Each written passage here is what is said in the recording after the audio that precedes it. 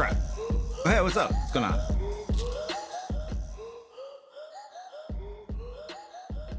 All right, yeah, rock and roll. This is the starting soon screen.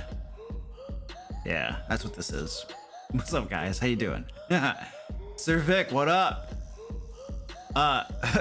Fred, I saw you like. Fred, have you just been sitting in this all day? Like some of your earlier posts were funny. Loogie, what up? Dr. Tiefling, Dan Bear, what up, man? Rusty Fish, catch up. Yo, what up? Dido. Yeah, there was a bear attack, Dido. It was terrifying. Horrible. I don't want to talk about it. It's not good. Andrew Orr, Penguin Butt, hello. Ed Robinson. Akshat. That's a dangerous name for me to pronounce. Toxic Okami, what up? Oh my goodness. Christoph. I think I nailed that one. What up, dude? Nathan, wait. Okay, I'll just wait a little bit. Stanley, what up, my man? How you doing? Lucas, dude, I want my name back. Tachio's in the house. Yo, JC Crave, Mash Crave, what up? Peen or Pine? Pine? What up? How you doing? I think, hey, Mr. T, what up, dude? I think we went over the proper pronunciation of your name, Pine, and I'm bad at names. Beth N, hello.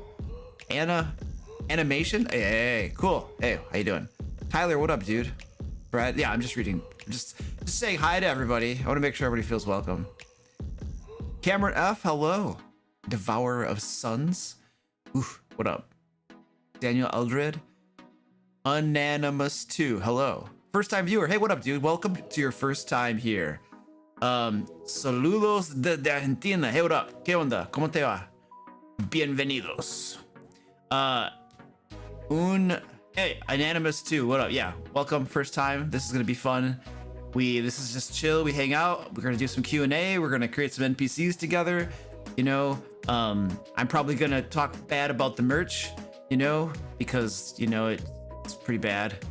Have you seen the coffee cup? Oh, it's so bad. Yeah.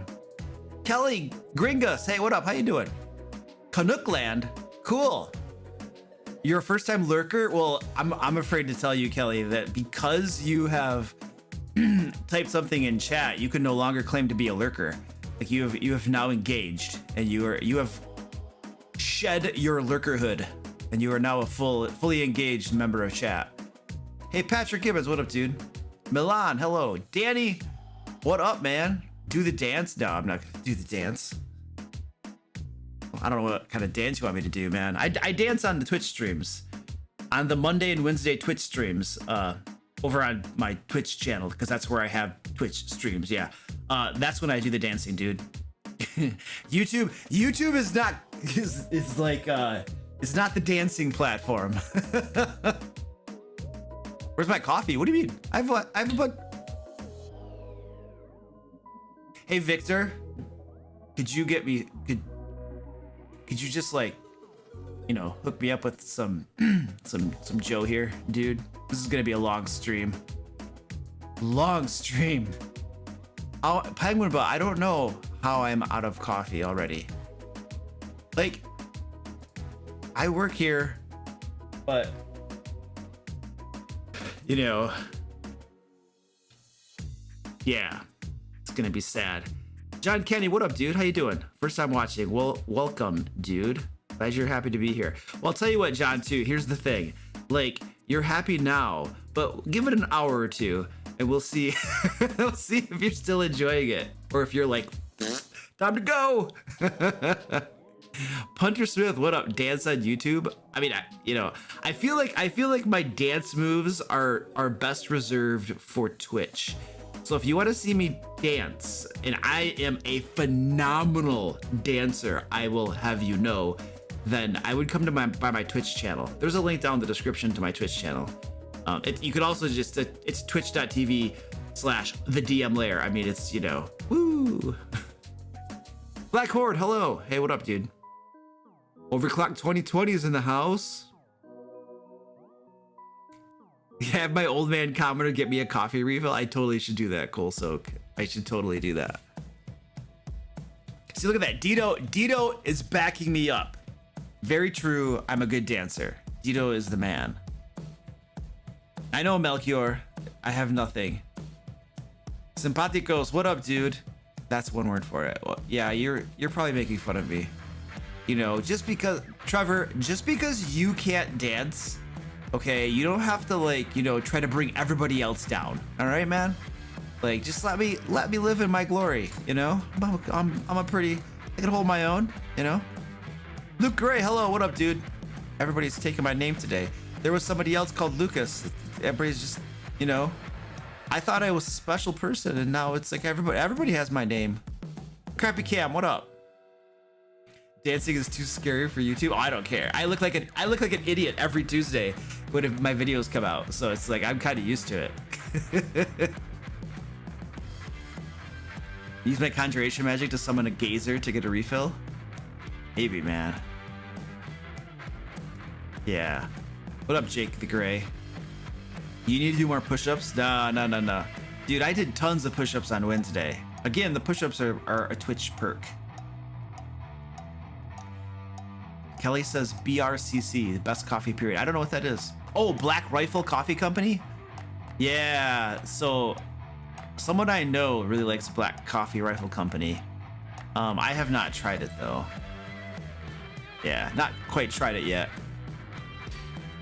I should someday. The Lukes must unite to take over the world. Yeah, we probably should do that. Yeah. All right, so have we sat on the stream starting soon screen long enough? Should we kick this thing off? Should I get some coffee first? Oh yeah, you could do questions, dude. You could start throwing questions, man. I'm gonna go see if I can scrounge up some coffee, and then we will kick this show off the road. That doesn't really make sense. We're gonna kick the show off the road. Just one moment.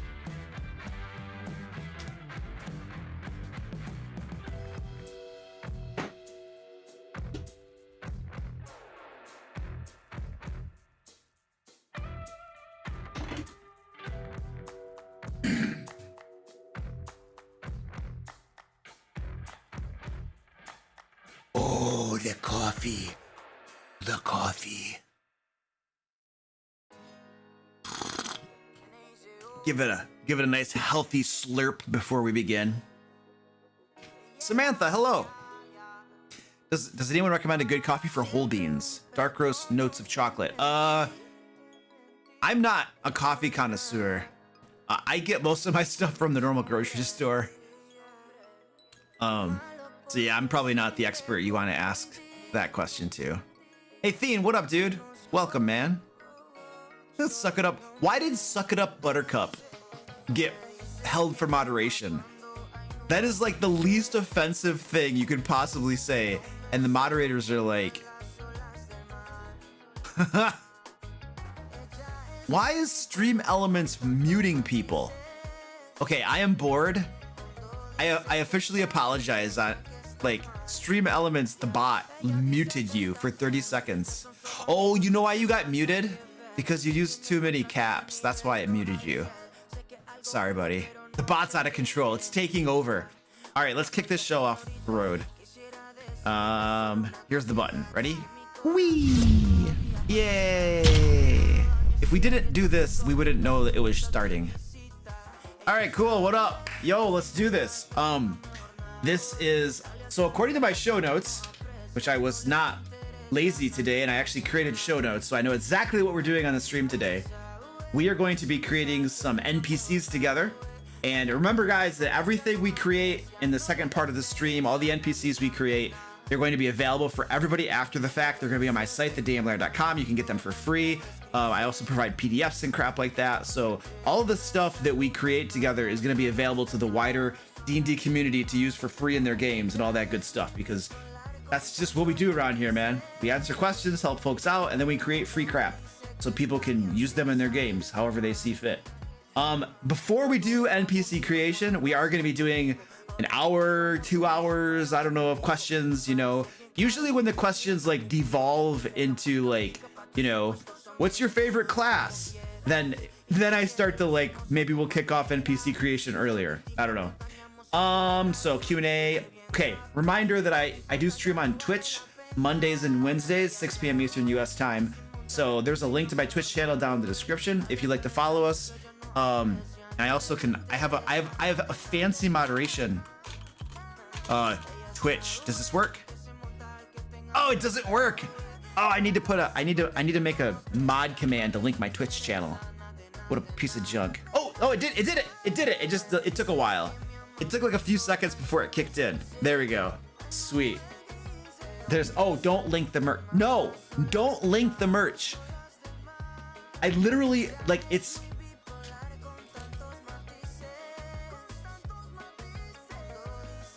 Okay. I literally have it written on my show notes that we are not plugging the merch tonight. There's not going to be any merch plugs. It's right there. Literally says no merch plugs. So let's not plug the merch tonight. All right? Can we just do that? That'd be great. Yeah. All right, thanks. I don't think I'm gonna... Danny's probably gonna disobey me and do the merch plugs anyway. That's fine. That's fine. We'll roll with it. Okay, so yeah, join me on Twitch. It's cool. Yeah, boom. There we go. So, question and answer time. Throw questions in the chat. Hashtag all caps questions so we can actually see your questions. And yeah. A friendly reminder that spammers die. So, like, you know, my moderators have wrenches for a reason. It's so stupid. Why do they have wrenches? Were they gonna bludgeon you with... Okay. Yeah, so don't spam. Question once, please. My moderators are scanning the questions and throwing them into a spreadsheet for me where I can find them and stuff. Remember, the better, more interesting question you ask, the better chances I'm gonna answer it. If you're like, Luke, what's your favorite class? I'm gonna probably... I've answered that question like a bajillion times. I'll probably just be like, I don't know, rogue. Yay.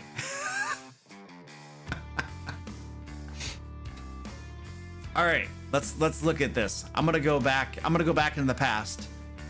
Stanley says, are we making evil NPCs? We're gonna make any sort of NPC we feel like.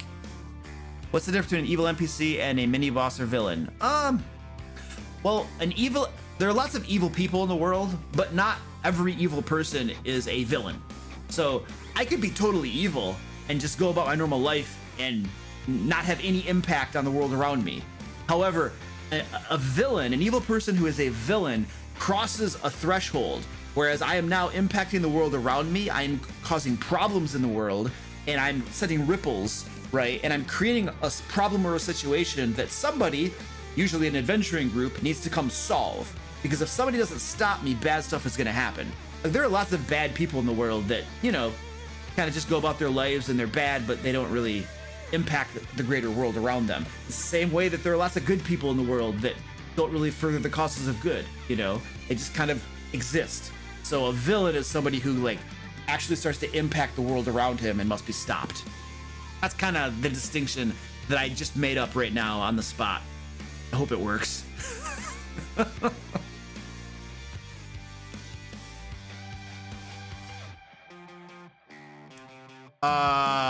You want me to give a recap on my Sword Coast Guard game? I don't know, dude. That's a long recap. The long recap. They learned about Lord Paxton. They disliked Lord Paxton. Lord Paxton tried to convince them to join him. They refused. Lord Paxton tried to kill them. They kept attacking Lord Paxton's stuff. And then eventually they got to Lord Paxton himself and they attacked Lord Paxton. He again offered them to join him and they were like, no, we're not joining you. And then they killed him. And then in campaign. Recap. You can also go watch all of my videos over on my other YouTube channel, the DM Lair streams. Sorry. Overclock 2020. Cool. Thanks for subscribing to my newsletter, buddy. All right. Andrew Landenny says, what's your favorite class? All right, I see how it's gonna be. We're gonna have fun tonight. I refuse to use the word class for the rest of the night. Hey, Dalinor, Trevor, I'm now gonna ban a random magic item of yours that you find in Curse of Strahd because Andrew was provoking me. All right. So Trevor, I'm gonna take my aggression out on your character in one of our games. All right, buddy. Just want you to know. That's Simpaticos. I saw him here. I just want you to know, buddy. That's what's coming down the line. He's like, I'm being randomly punished because somebody provoked him. Yeah, I probably won't do that, but I might. Live backwards 75. What up, dude? Are most of your games before COVID in person or online? Let's see. My Sword Coast Guard was in person. My Wonder Pandas was in person. My Youngling campaign was in person, and my Ancient Dragons was online. So I had 3 in person and 1 online, and now they're all online. Yeah.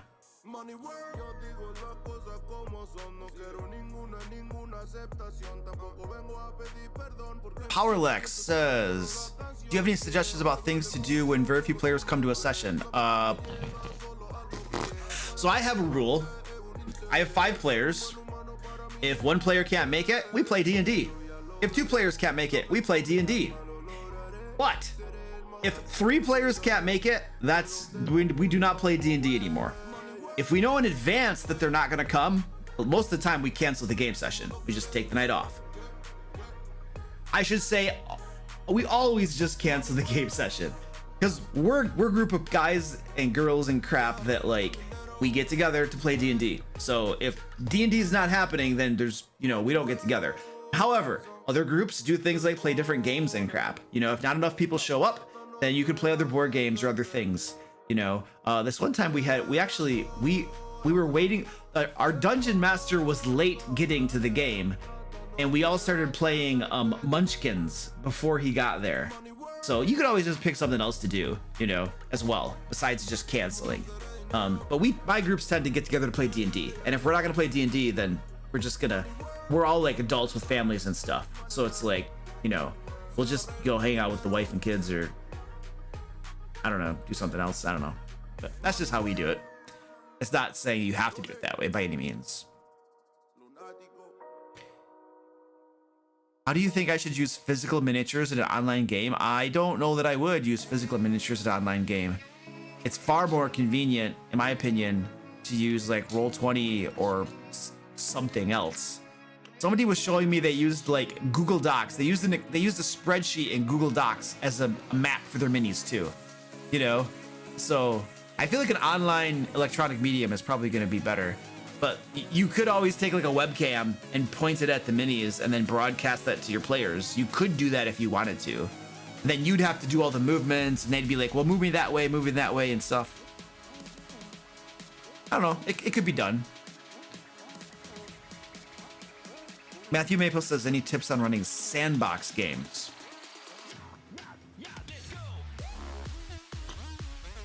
So a true sandbox game, dude, is where there is a world, and it's a true sandbox game is not here, you're in a world and then the players just go do whatever and just, like, I don't know, usually evolve into murder hoboing or something because the game master didn't give them any plot hooks or anything to do.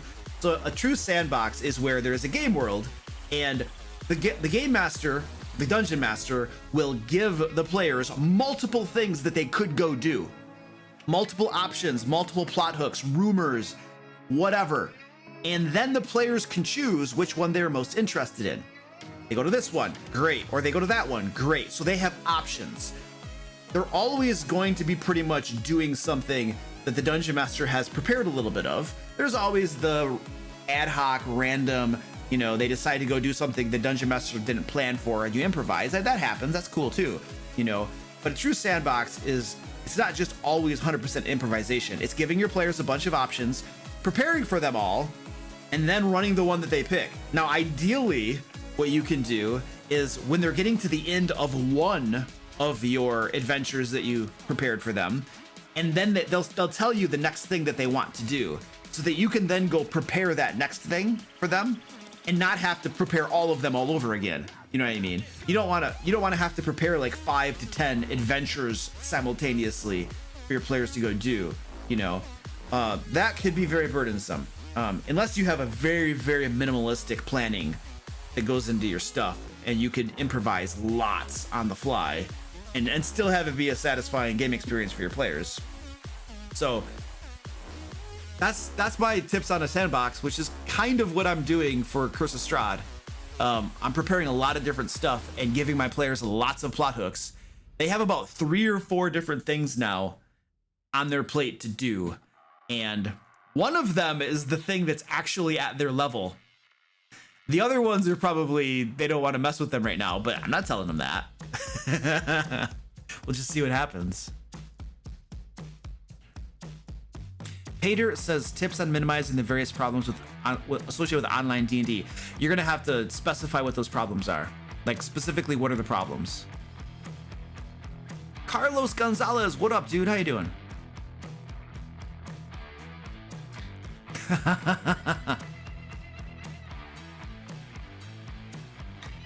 Generous Heel says use all caps question mark in front of your questions if you want them to be answered in either the sheet or... Yeah, please do that. That's very helpful. Michael Melbourne, thank you, sir, for the $6.20 super chat. You probably sent that over in like a different monetary value, but YouTube translated it for me. Hi, love your tube stuff. Just a quick question. Giant spider web. If you're hit by it by 3 different attacks, how many saves do I need to make? 1 or 3? Okay, so like to get out, how does it read? Let's go over to D&D Beyond and see if it can actually answer this question for us, or if the search functionality is gonna bite us. Let's see. Giant spider. Let's see what the rules, how the rules kind of put this. So it says, on a hit, the target is restrained by webbing. As an action, the restrained target makes a DC 12 strength check, bursting the webbing. I feel like, okay, I got what you're saying now. I feel like if you were to have to make 3 different checks, if you got hit by 3 pieces of webbing and had to make 3 different checks, you would basically, that would take you 3 rounds to try to get free. To try, you might fail. This is like a DM ruling. This is going to be a personal, individual DM ruling, up to your discretion. I feel that having to make 3 different checks is a little heavy-handed. What I would probably do is I would increase the DC a little bit each time they got hit. So they got hit by it the first time, that's a DC 12 strength check. The second time they get hit by it, that might go up to a 13, maybe a 14. And then the third time they get hit by it, maybe it goes up to like a 15 or a 16. I would just increase the DC so they make 1 check, but there's more webbing on them, so it's harder for them to get free. That's probably how I would rule it, because I feel like making 3 checks would be really heavy-handed. So I want to be a little bit realistic, but like kind of fair too. Joan Dudley, dropping the $25. Thank you. I appreciate that. How do you handle a PC that hasn't had any growth? Okay, from a dungeon master's point of view or from a player's point of view? A PC in my game is stoic, barely shows emotion. So I'm assuming you're the dungeon master. Some things have happened in the story that should inspire change. What do you do when players don't evolve? The short answer, nothing. I do nothing. And the reason, I think the reason is, it is up to my players to roleplay their characters.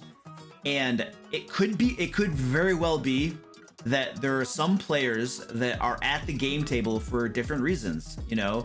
Like the dude shows up, he just wants to, like, you know, kick down doors, kill monsters, take names and stuff, and the story and the things that are happening and how they would affect his character and role-playing that out, maybe it doesn't appeal to him, maybe that's not his thing. So like, I wouldn't want to try to impose something on my player, you know, and be like, yo dude, like, these things are happening, like, shouldn't you like be changed or traumatized or affected by these, you know, and then try to force something on them, you know what I mean?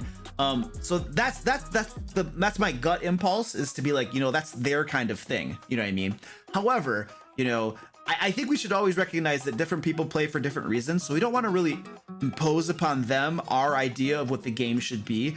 Give them their freedom. If they don't want to, if they want to have a static character and they don't want to have a dynamic character, they have the freedom to play that way. I don't want to impose my preconceptions of how the game should be played on them, right? So like, if we establish that and accept that, then I think we can go to the next step, which is you can always have a conversation and be like, yo, you know what? You know, your character is this way. All of these things were happening. Do you think that they might have changed your character at all? So it's open-ended. You're not telling them your character should have changed. It's an open-ended conversation. Hey, these things have happened. How do you think that they have affected your character? Has your character changed at all as a result? And then leave it there. Let them think about it, you know? And they might be like, well, you know, now that you mentioned it, I think that's possible that maybe X and X might have happened. Okay, great.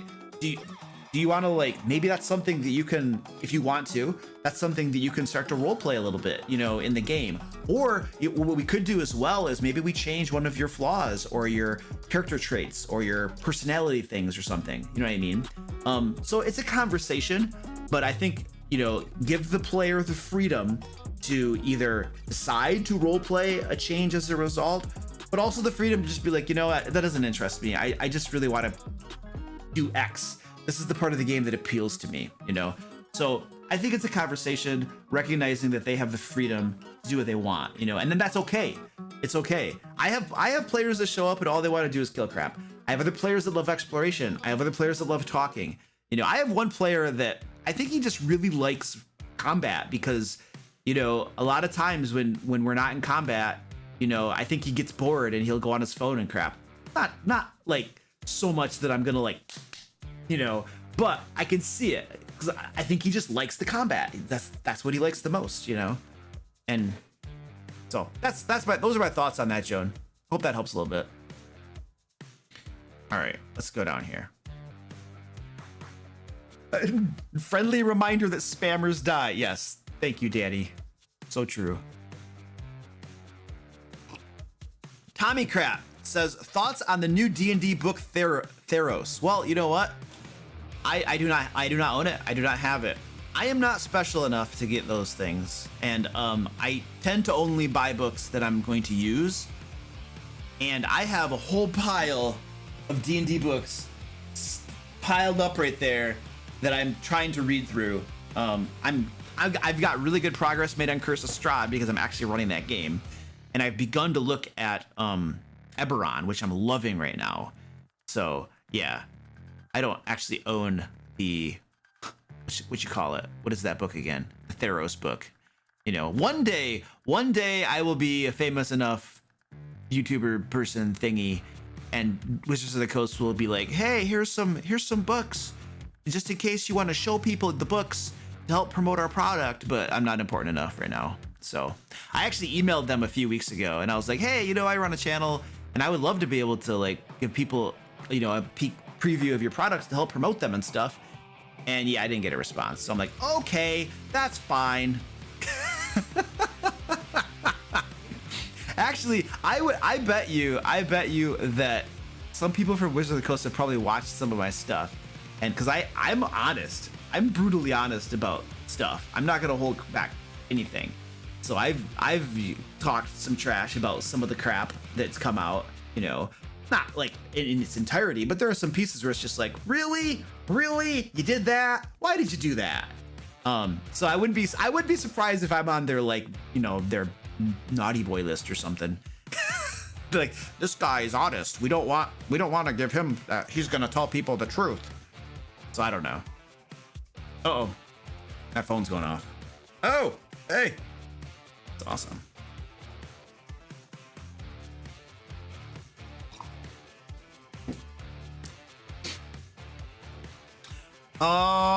Where is my button? All right, cool. I want to take a quick moment here to thank all of the awesome people who help pay the bills around here, support the channel, and are doing all that cool stuff. Lots of awesome names up here. In particular, I'm going to give a shout out to all the ones in red. We have Zub the Zombie, Yokai, Ver, Theta Tag, Tactical Tokens, Son of a Sofa Man, Sophia W, Rainier the Conqueror, Penguin Butt, she's in the house, Pebcock Error, Patrick C, and Nathan. Mr. T was in the house. I saw him earlier. What up, dude? Mr. Lemon Pie, Mirador, Meepy 670, Melkuth, Kurt Y, Karen D, Joseph H, Joe Doe 1025, Joe M, Iron Lord 79. I saw Iron Lord. What up, dude? Drake H, Danny A, she's in the house. Celestea, Clammed Oyster, Candy Sora, Bewitched Gamer, Beoban, and Artemis Them. Thank you, everybody, for the support. I really appreciate it. I do want to let you guys know, too, that, like, if you're considering becoming, like, a YouTube member, don't do it. There's this join button down below to become a YouTube member. Don't click it, because YouTube takes, like, 30% of what you give to the channel. So if you actually want to support the content around here, the best way to do that is through Patreon. There's a link to my Patreon down below. One of the mods can like do the little thinky thing too in the chat. But basically Patreon takes like about 5%. So like more of your money goes to where you actually want to send it. So just want to let you know that Patreon is definitely the preferred option. And the perks are pretty much the exact same. You still get access to like the VIP lounge on my Discord, monthly hangouts, you know, voting on videos I make. You still get the same crap, you know, same price, same crap, you know, whatever. Moving on. Yeah, Tashio did it. Is the bot gonna work? I think the bot is slow. There it is. All right, cool. Thanks, buddy. Iron Lord says, love your videos. Thanks, man. I appreciate that. Penguin Bus says, don't do YouTube. Do Patreon. Yeah. I tell the same thing about Twitch because people subscribe to me on Twitch, and I'm like, Twitch takes 50%. Ah! So greedy. It's like, we're gonna just take half. It's like, that's not, they didn't actually sub to give Twitch half of their money. Okay, anyway. One leg Hendo, you do what you want, dude. If you want to, what I would suggest is, you know, canceling the YouTube membership and going over to Patreon. And so like if you're giving like $10 on YouTube membership, just do the same thing on Patreon. You're gonna get the exact same benefits, dude. Yeah, and it benefits the channel more, you know. So that is the only thing, though. That is the only thing. One leg Hendo, you will lose the dragon. So like, if you want that dragon next to your name on YouTube, on the chats and stuff, you know, then you gotta be a member. That's the only way to get that. But what you could do is you could be a member at the lowest amount on YouTube, which is $2, and then go over to Patreon and give whatever you want to give, you know, and then you'll keep your dragon. So if you want the dragon and the little emojis you get, you could only get that if you're a YouTube member. But okay, we've talked about this subject long enough. Let's answer some questions and crap. All right, let's see here. Loogie says, am I an evil person without being aware of it? Loogie, I don't think you're evil. You and I have talked a little bit, and my assessment after, you know, several hours of analysis and contemplation is you are not an evil person. I think you have some tendencies toward evil, you know, but I think you're fighting the good fight, you know, and you're staying pure to the cause. So I think you're good, dude.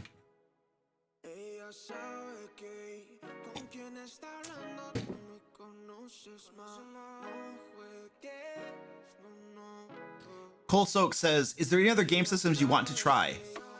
I've played a little bit of Call of Cthulhu and I really like it. I mean, I would probably want to play more of it, but who knows? In the cards someday I might be game mastering, or they have a special name for game masters in Call of Cthulhu. I forget what it is, but it's fun. I really like it, and I like the game mechanics. I really like the game mechanics in Call of Cthulhu. I think they're really, really good. Cody Gravely says, is there a way to get players to understand that battle isn't always the solution to conflicts? My players fight every time. They get a little upset with the harder battle. My players fight everything, then get a little upset with the harder battles when they almost die.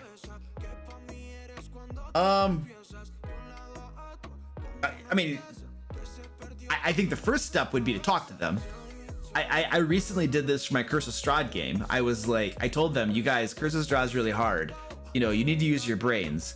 Like, fighting everything you come across might not be the best answer, because these things might be way more powerful than you. So there are other ways to solve problems. So first is having a conversation with them, you know. Once you've had that conversation and say there are different ways you can talk to people, you can negotiate with people. I once had players that bribed a group of mercenaries. They were like the Yugoloth. They were gonna, some Yugoloth had surrounded them and were like, basically, you know, we're gonna have to kill you. You know that, we've been paid to kill you. And then one of my players was like, wait, what if we pay you more? Will you leave us alone? And the Yugoloth was like, oh, okay, maybe, how much are you gonna give us? And then my player Matt was like, 20,000 gold pieces. And the Yugoloth was like, okay, we accept. And so he pulled out 20,000 gold pieces. Don't ask me how he carried it all. We ignore that sort of thing. He pulled out 20,000 gold pieces. The Yugoloth took it, and then all the Yugoloths left. Okay, so they avoided that combat by paying them off with 20,000 gold pieces. I tell you what, my players in that game never forgot that and never let Matt live that down. We reminded him of his 20,000 gold piece deal every chance we got. Oh man, it became the running joke where you're constantly just kind of like, you know, after the fact too. They were like, 20,000 gold pieces? Why didn't you offer them 1,000 or something, like something smaller? And he's like, I don't, it just what came out, I don't know. So yeah, it wasn't even that hard of a battle. It would have been an okay-ish battle for them. 20,000. I was happy to relieve them of 20,000 gold pieces. It was beautiful. He overpaid big time. Oh my gosh. Yeah. It was so bad.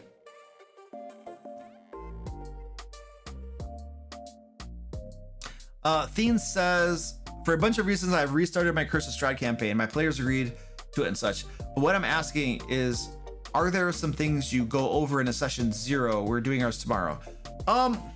Yeah. So Thien, I have a session 0 video that's out there that will give you a more comprehensive answer than I'm probably going to try to give you right now.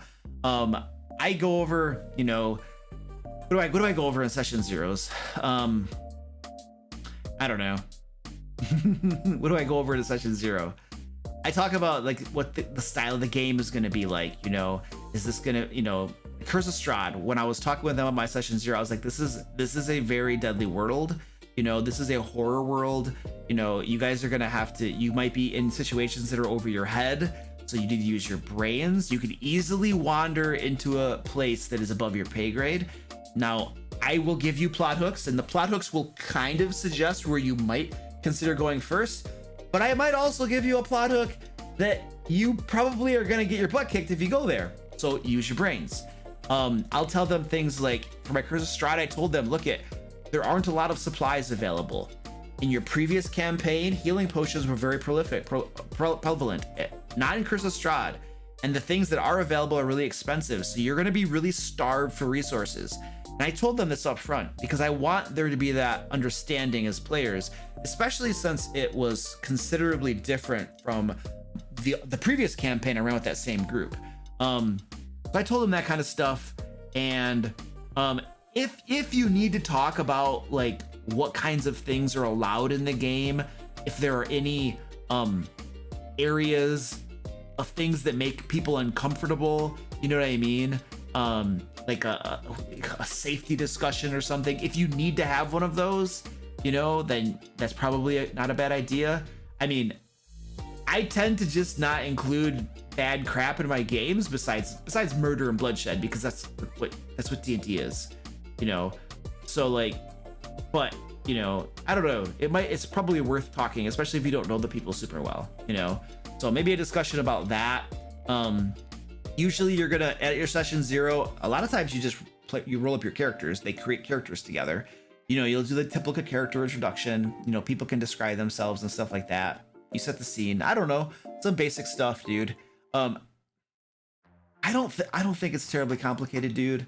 I don't make it into this big, huge, elaborate, complicated monster. You know what I mean? It's just like, you know, we're gonna touch on some stuff. We're gonna set some basic guidelines. but then we're going to play the game.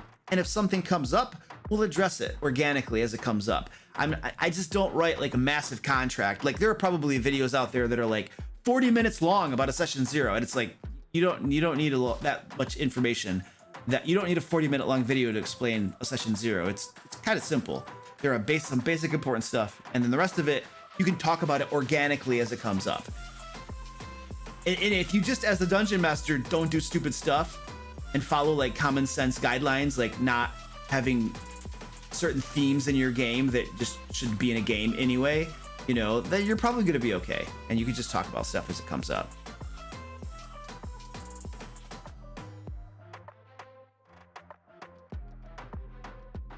Your safe word is kill the orcs, says Fred. Will Hughes says, what's the difference between chaotic neutral and chaotic evil? Who knows? Like, the only purpose of alignment is for people to argue about what it means, and to argue that your character is supposed to be neutral good, and you're not acting neutral. You're acting very chaotic right now. Like, I don't put a lot of, I don't care about alignment. I made a whole video about alignment, and I think my basic conclusion is that as a dungeon master, I couldn't care less what your alignment is. But if alignment helps you to roleplay your PC, that's cool. Use it as a tool for you, the player. As a dungeon master, I couldn't care less. And I have zero interest in players arguing with each other about and accusing each other of not roleplaying their alignment correctly. Like, I don't care. You know, if you want to use it, fine. But like, that being a point of contention in any game is just dumb, in my opinion. Like, I just want to play the game and relax and have fun, not argue about alignment. It's like, that's just not a good use of our time here. Let's just have fun. I don't know. Unless people like arguing about it. I don't know. Maybe that's fun for people, but it's not how I want to spend my night.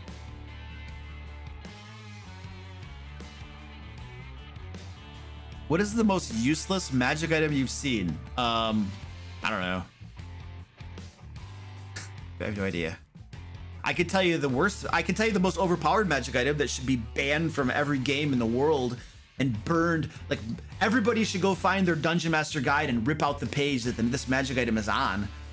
I could tell you about that magic item, but I don't know about useless ones.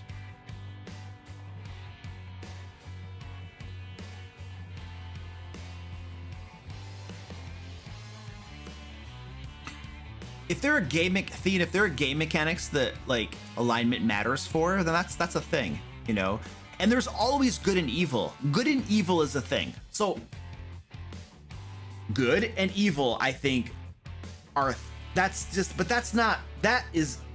forget about the alignment system. Like, who cares about the alignment system? Like, it doesn't matter, you know. Like, good and evil are just like forces in the world or something. You know, like Strahd is evil. You know, the heroes presumably are mostly good, and there are shades of gray in between. You know, some people don't care about the rules of the law. They might be, you know, what is that? Chaotic. Some people might be they want to follow the rules. That might be lawful. You know what I mean? So there could be a place for it. You know, I'm not saying to ignore it and crap. If it makes sense to actually make there be a place for it, if it makes sense to do so. You know, in a game like Curse of Strahd, good and evil, you know, you could definitely make it a thing. You know what I mean? I'm just saying that a lot of times it's not terribly important. So don't make it important unless it actually is. I don't know if that makes sense. Maybe I should just stop talking about alignment. One Leg Hado says lawyers are the perfect representation of lawful neutral. You sure that's not like lawful evil or something? I mean, I don't know. Sorry to any lawyers out there. I'm like partially joking. I've actually been watching Jessica. What is that name? It's a Netflix movie. Jessica. It's a Marvel superhero. Her first name's Jessica. Her last name is something. I don't know. I forget it. Somebody knows. Somebody watches it. Somebody's watched it. Jessica Jones. So, what was my point? Oh crap, I lost my point. I was gonna say something I totally blanked on what my actual point was. Oh, oh, there's a lawyer. There's a lawyer in that series who is not, she's a bad person. Yeah. She's a very bad person. So my thought there was a little bit biased based upon my recent viewings of Jessica Jones, just so you're aware. Hey Zach, thank you sir for the $10 super chat. Appreciate that. Says love your channel. Thank you sir. Glad to hear that. I'm running a campaign to kill the Lich King in WoW. Okay. Written most of the story, but having trouble thinking of a starting quest for the campaign. Smart, would you? Dude, I know nothing about WoW. You just want a starting quest for the campaign. So like, I know nothing about your storyline. I know nothing about your game. So like, it's gonna be really hard for me to give you anything concrete. What I will say though is, you know the story, you know what's gonna happen, and you know what's going on. Set the atmosphere somehow, okay? I don't know what that means exactly. You know, maybe they hear, if there was a Lich King or something, maybe they hear a rumor about it. Maybe they're exposed to one of his very low-level lieutenants or something. But set the atmosphere, get a little bit of a plot hook in there, let them know that there's this larger trouble out there. Something else is brewing on the horizon. And they're not gonna confront the Lich King for a lot. Don't have the Lich King show up to them. Like, I don't know that I would do that at the very first level, you know? That's not the way to build suspense and drama, in my opinion. It can be, but I would rather have them run into a low-level lieutenant who is a tough battle, and then he just serves the Lich King, and then they're just like, oh geez, there's this crazy guy out there we gotta fight. So I would do something to set the atmosphere somehow, you know? Maybe they fight some undead or something. Introduce them to the story. Introduce them to some of the stuff that's going on. Like there have to be threads and plot lines and stuff that's going on in this, like, you know, situation that the Lich King has his hand in, you know? So introduce one of those. Get them kind of started on it. Maybe they find some letters maybe they find like a page or two from like the Lich King's journal that one of his underlings happened to have found or maybe stole or something in a quest for power. Maybe the underling wanted to usurp the Lich King, and so they got like a quest journal or something that they took from the Lich King. I don't know. Just let your imagination kind of go wild, you know, and just kind of like do something cool, you know. That's kind of all I got, dude. I'm just throwing some like random suggestions, but you will have to flesh out the details of what that is.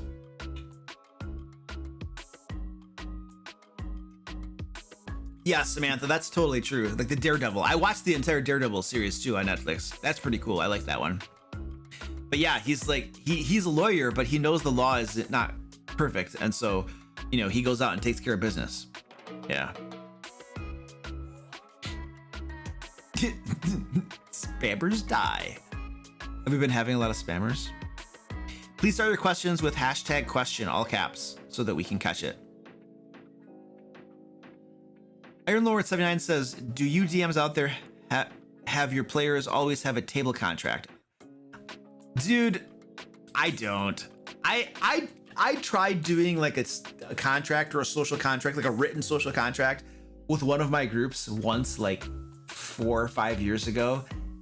And I thought I did it because I read an article or something about it. I was like, oh, that sounds like a good idea. And then I did it and it was just kind of lame. I was just kind of like, this is kind of dumb. And most of the stuff that I was like describing in it too were like common sense crap too, that like any reasonable, rational human being should know. I don't know. It felt kind of lame to me, but that was just my experience. I mean, sometimes at work we do these things too. We do these like working agreements and stuff like that. And it's like, I would love to just be able to just come to work and assume that we're all like mature adults and we didn't have to do all these things, but I don't know.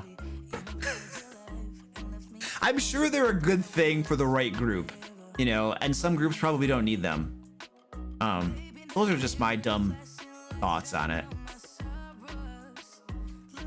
One Leg Hendo says, question, how's your day? It's better than before. Today was not a bad day. Today was pretty good. Like, Monday, Tuesday, and Wednesday, I think were crappy days for me. Yesterday was Thursday. Yesterday, things started to get better.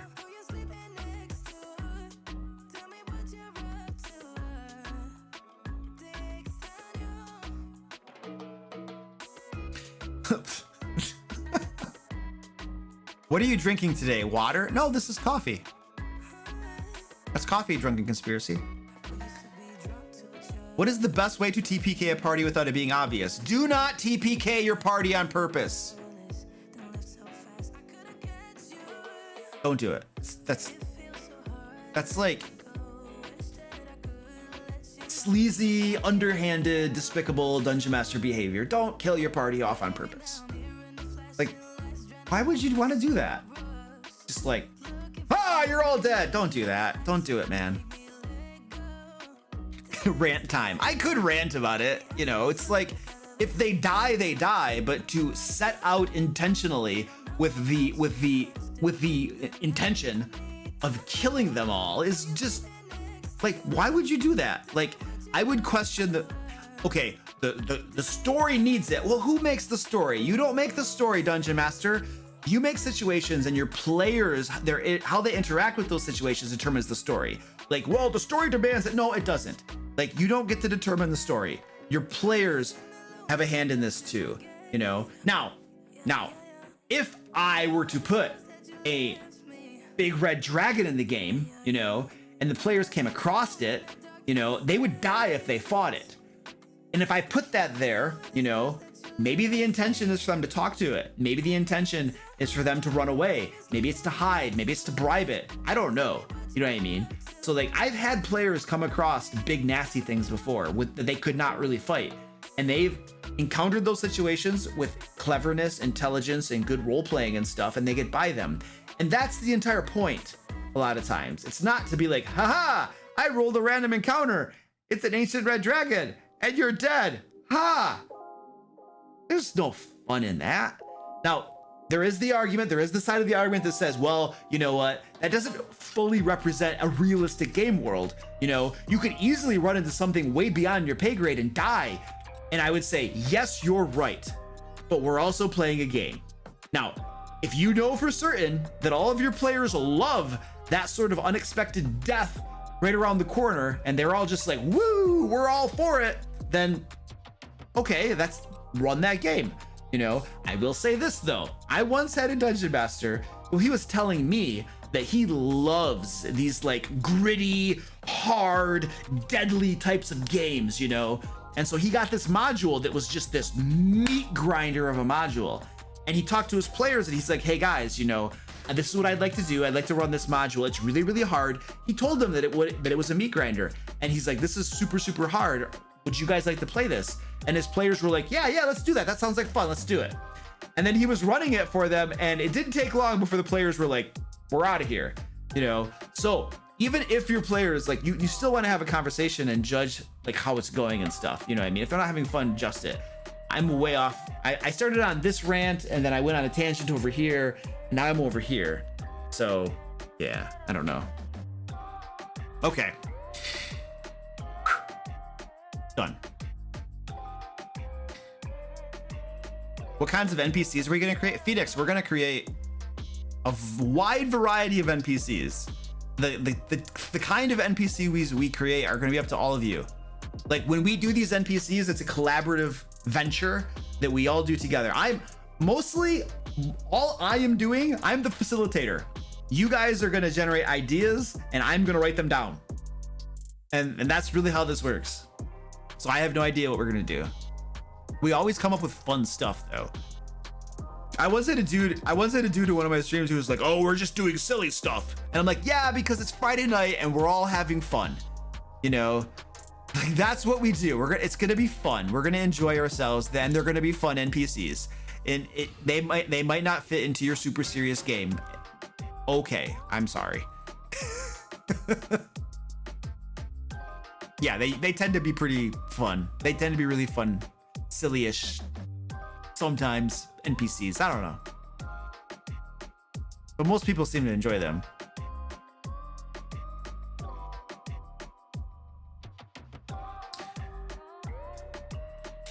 Toyo Joe says, how many NPCs do you normally make for a game? I tend to only make 1 or 2 important ones, and I end up having to make up a bunch of boring ones on the fly.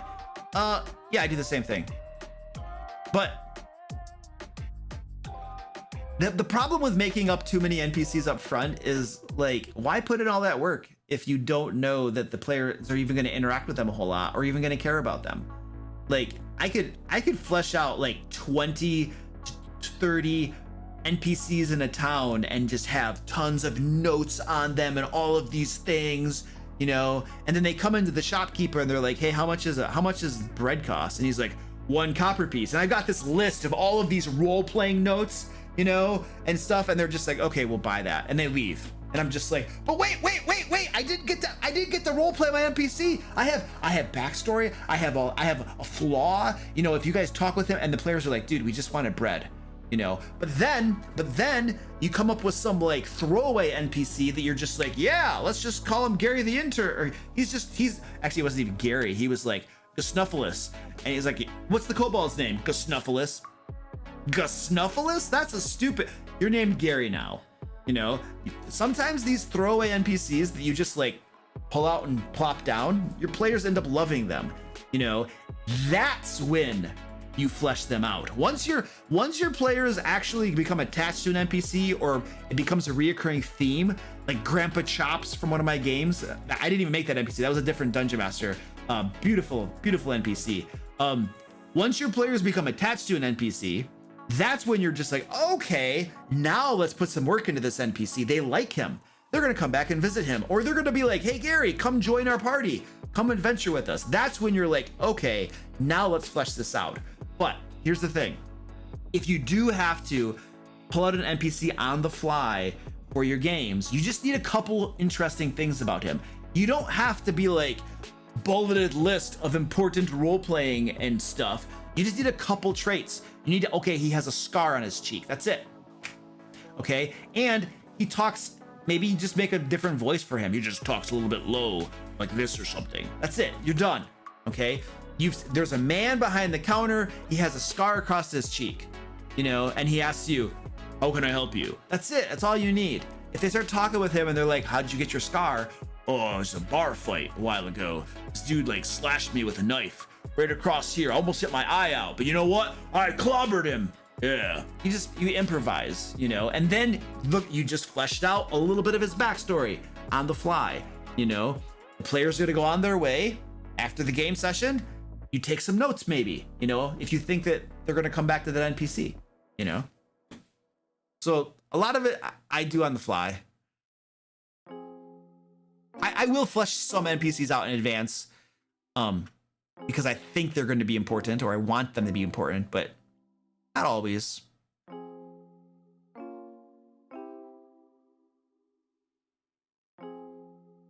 Hey Josh, what up, dude? How you doing, man? Good to see you here.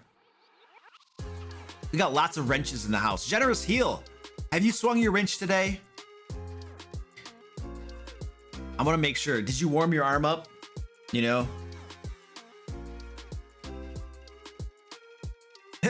Yes, do not speak in all caps. The Autobot does not like it. Yes.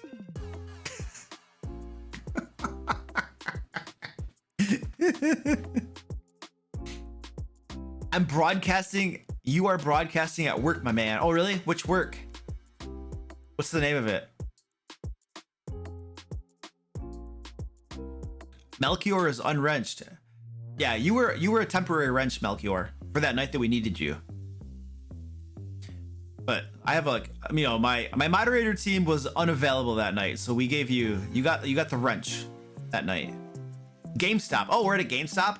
All right. Listen, ladies and gentlemen, at GameStop, listen up. I have an announcement for everybody at GameStop. You should go home and come back on Black Friday, because you're gonna get games. You're gonna get super special deals on Black Friday, and okay, that is actually a few months away.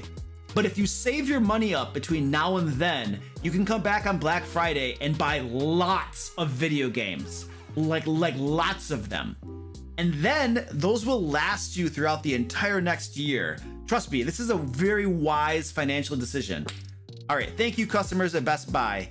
I think I just got Josh fired. Sorry, buddy.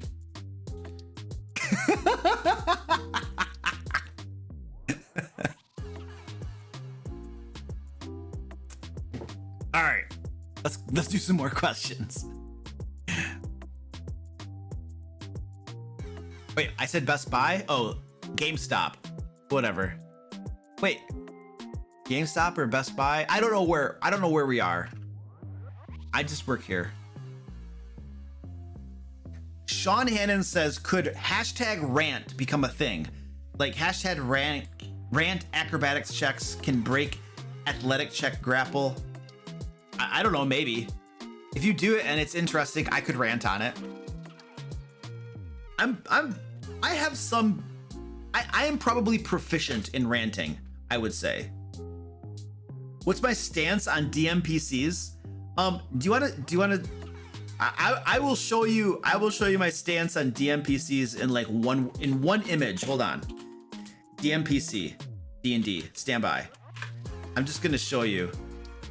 Where is, okay. All right, so let's look. This is my stance on DMPCs. So all I did is I went to YouTube and I typed in DMPC D&D, and this is my video right here. Look at the thumbnail. You will notice that DMPCs is like X'd out, right? So that probably accurately represents my stance on DMPCs. This video will kind of go into why I have that stance. Basically, don't roll a DMPC, make it an NPC or a hireling that adventures with the party. Use a stat block. Do not use a full character sheet. It's easier for you. Also, do not make that NPC or a hireling that travels with the party and helps them the spotlight of the game.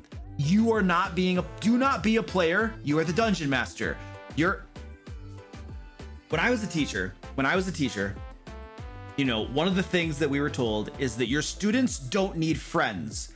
They have lots of friends. Your students need teachers that are going to teach them and help them to be successful in life. Okay? They don't need friends, they need teachers. All right? So, anyway, point is, your players don't need more players. They don't need you to be a player. Your players need you to be a dungeon master. Focus your efforts on being a dungeon master. The game will probably be better as a result. You're not a player, you're a dungeon master. Okay? It's different. It's a different role. Okay? Embrace it, be cool with it. You know, if you want to be a player, then, you know, figure something out, you know, but be a dungeon master first.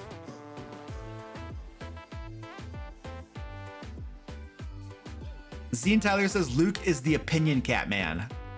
I don't know what that means exactly. I do have strong opinions on things. That said, I don't think that everybody should subscribe to my opinions. You know, like I routinely do videos where I have an opinion on stuff and other people bring up very logical counterpoints. And I'm like, yep, you're right. That's a good point. You know? So just because I say a thing doesn't mean it's necessarily right. And it doesn't necessarily mean that it applies to what you do in your games either. You know, like you should use your brains and evaluate what I say and see if it makes sense, because sometimes it doesn't. You know, I did a video recently about XP versus milestone, and lots of people were like, "Arr!" because they like XP. That's great. Use XP if that's what you like doing, you know, and it works for you, then do it. Don't listen just because I prefer milestone. I'm just one dude who like makes videos on the internet. Like, don't let me influence you unless what I say actually, you know, makes sense to you and you think will work. You know, feel free to ignore me. I'm just a dude with a camera.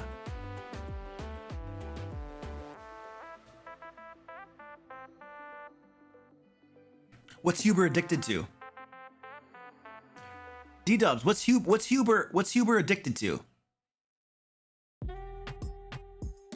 He's addicted to something. We're gonna figure this out, Fred. We're gonna figure out what he is addicted to. Breaking the fourth wall? I don't know. Hey Munchgum, what's up, dude? How you doing? I'm now running a game with 7 players. So far, it's not impacting the game too much, but do you have any tips for helping keep things running smoothly with a big group? Yeah, did I make that video yet? Did I make that video yet? D&D large group. Let's see if I made this video. I swear I made a video on running games for a large group. Did I make that video? Huh. Is that video in the queue? Have I just not published it yet? Hold on. It's possible I made that video and I haven't published it yet. Where's my crap? Where is this? I mean, I'll answer your question. But I swear, now I'm curious. I swear I made a video about large groups. Does anybody know? Did I make a video on that already? Something tells me I made a video on that. I don't know. I'd have to search for it or something. But yeah, running large versus small groups. I swear I made a video on that. Anyway, that doesn't matter. That's not the point. Who cares? So large groups. So how large is the group, dude? The biggest thing I can tell you with a large group that you're going to run into is things taking a long time, and players having to wait long periods of time to be able to do anything. Like, it doesn't matter if it's combat or if it's talking to people. Like, if you got tons of players, only so many people can talk at once, which means that more people are spending more time not talking. They're just listening, you know? So the dungeon master needs to manage that situation. And one of the ways you can do that is by making sure that people have opportunities to talk. So the dude who's been quiet for a while and is not interacting with the conversation or whatever, you know, be like, hey John, you know, did you want to say something at all? You know, oh yeah, I wanted to. Okay. Or a lot of times what I'll do is I'll be like, hey Timmy, what are you doing? You know, or sometimes if I'm role playing an NPC who's talking to the group and these guys over here are just like, bah, bah, bah, bah, bah, bah, but this dude over here is quiet, I'll have the NPC address that person and say, hey, you've been quiet. Why have you been so quiet? What are you thinking? Does this work for you? You know, and then I pull that person in. You want to make sure that everybody has a chance to play the game, you know, because some, you know, we have like social contracts, you know, unspoken social contracts of not interrupting people. You know, some people are better than that at others, you know, but if the dude over there wants to say something, but everybody's always talking, and he never has a chance, he'll end up not saying anything, you know. Sometimes what you find is if the group has too many people in it, you're going to suffer natural attrition. People will leave because they're not having fun, maybe. And that's not necessarily a reflection on you as a dungeon master. It could just be a reflection on the size of the group. You know, there's just too many people to run the group well, or it's beyond your ability as a dungeon master. You know, I've run large groups before. It takes more effort on my part, and I would rather not do it. And so if every week I'm running for a really large group, I'm probably gonna start to not try less hard each time because it's a lot of effort. And when I start trying less hard, it might not be as fun for certain players and they might leave, you know, which is unfortunate, but it also has the effect of making the group smaller and more manageable. The other big solution for large groups, dude, this is my preferred solution, split it in two, run 2 groups, right? That's it, man. Every other weekend. So this weekend I got this group, the next weekend I got the other group, and you just keep flip-flopping, you know? So I don't know, those are some thoughts on large groups. Keeping combat running fast is very important too. I have a video on like how to speed up combat on my channel. It's older video, so like, you know, pardon the cringe, but it's still got good information in it. What do I consider a large group? 6 is like the borderline, you know? 6 is kind of like 7, large. We are now at a large group. We're in large group territory. I don't like 6 though. 4 is actually probably my ideal number, but all of my groups basically have 5 people in them. And the reason I have 5 people, well, actually my group at work has like 6 or 7 people in it. But anyway, 5 is my preferred number because if somebody's gone, there's still enough people to play pretty well. And in most groups, you can pretty much count on somebody not being able to make it on any given time that you're gonna play. You know, so 5 deals really well with absences. But 4 is a really good number for me personally. I talk to some people who are like, I love large groups, I run it all the time. Woo! And I'm like, okay, that's cool, dude. You know, I probably am, that's not my preference, you know, so.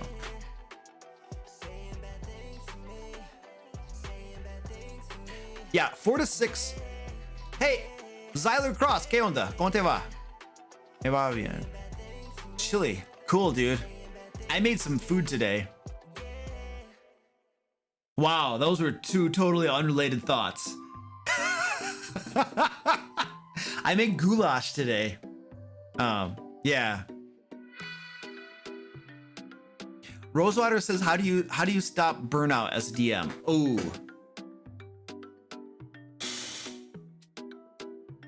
In all honesty, dude, like, I don't know how you stop it.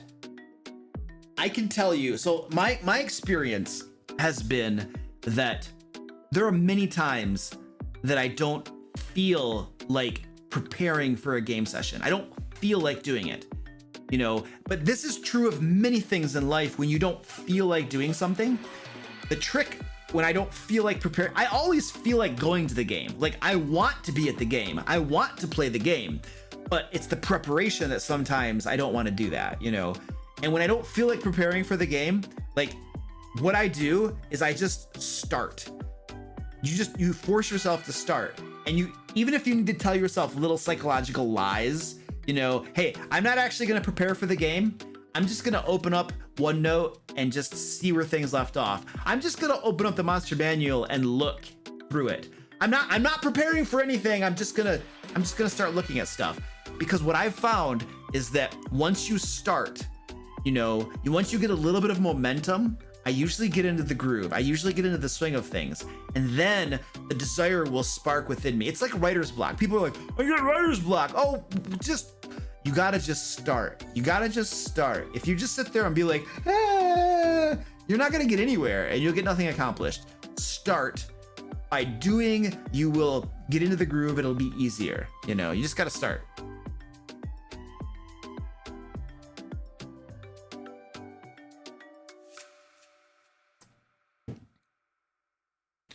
I think dungeon masters can burn out even if they're having fun. Being a dungeon master is a lot of work. You know, it happens, you know. Sometimes different things work for different people. Sometimes playing in a game will help you. Having somebody else be the dungeon master will help you. Sometimes taking a break, but not always. Not always. Sometimes you take a break and you realize that I'm having more fun not playing or not being a dungeon master than I was being a dungeon master. And I'd rather just not do it anymore.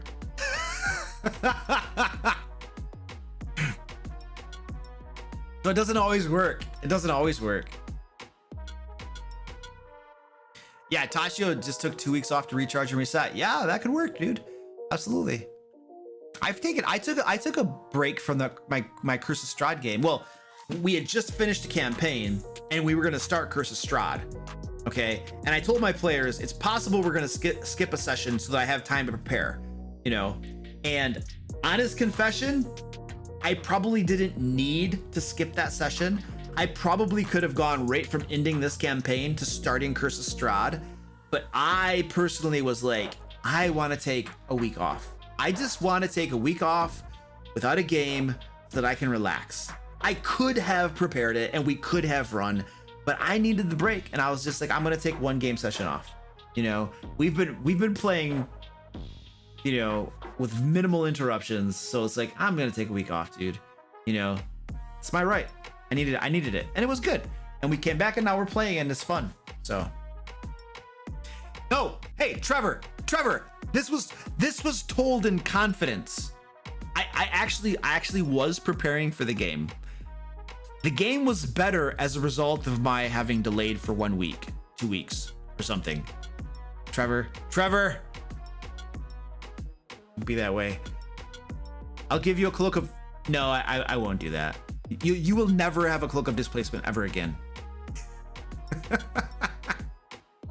I don't give excuses. Actually, I hate excuses. I hate excuses.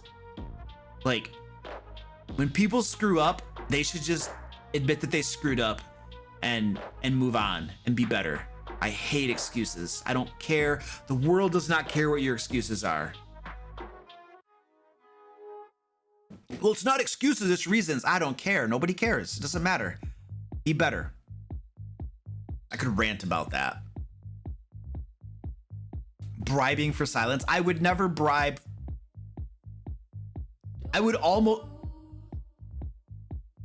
I would bribe under certain circumstances. This is not one of them. Sean says, how dare you live your own life, Luke? You have betrayed the trust of your players. I know. I'm a bad person. Bad. Hey, Keegan, what up, dude? I like the vids. Thank you. Appreciate that, man. You know, I like coffee in my cup, and it's currently empty. Just want to let you know, dude. Like I say that as though he's gonna fill it up for me. It's probably not gonna happen. It's like coffee materializes into my cup. Disco, what up? How you doing, man? Grizzly says bribing is the spice of life if you have the money for it. Yeah. Well, you know, the fun fact. I don't know how fun this fact is, but in some places in the world, you can't actually get anything done unless you bribe government officials. Like, my wife is from a country where if you go to a government office to try to get like something like an official document, it could be your birth certificate. It could be your birth certificate. If you just go there and ask for it and pay the normal price, you will wait in line for 3 days or more. You might never get it. The only way to get that birth certificate or whatever it is to pay extra to the person behind the counter. I crap you not. It is the way you have to do it that way. If you don't, you will not get it. It's straight up. It's just like, I was at a school once that had to like falsify paperwork to the government because like the government had a requirement that the teachers that like they had a certain requirement that the school was supposed to meet. It was literally impossible for bilingual schools to meet that requirement. Now, the normal Spanish speaking schools could meet that requirement, not a problem, but it was literally impossible for a bilingual school, teachers who could teach both in English and Spanish, to meet that requirement. Literally impossible. Not doable. Can't do it. And every single bilingual school in the country falsified paperwork for the government because you had to, or they'd shut you down because it's impossible to meet the requirement. So my school, it was a school through a church, and so they were doing everything they could not to have to falsify paperwork because they're trying to do the right thing. It's like, you know, we're like a church. We want to not lie and not do that. But like they for years they were like trying to do certain things to like delay it and stuff, asking for extensions or something. I don't know what it was.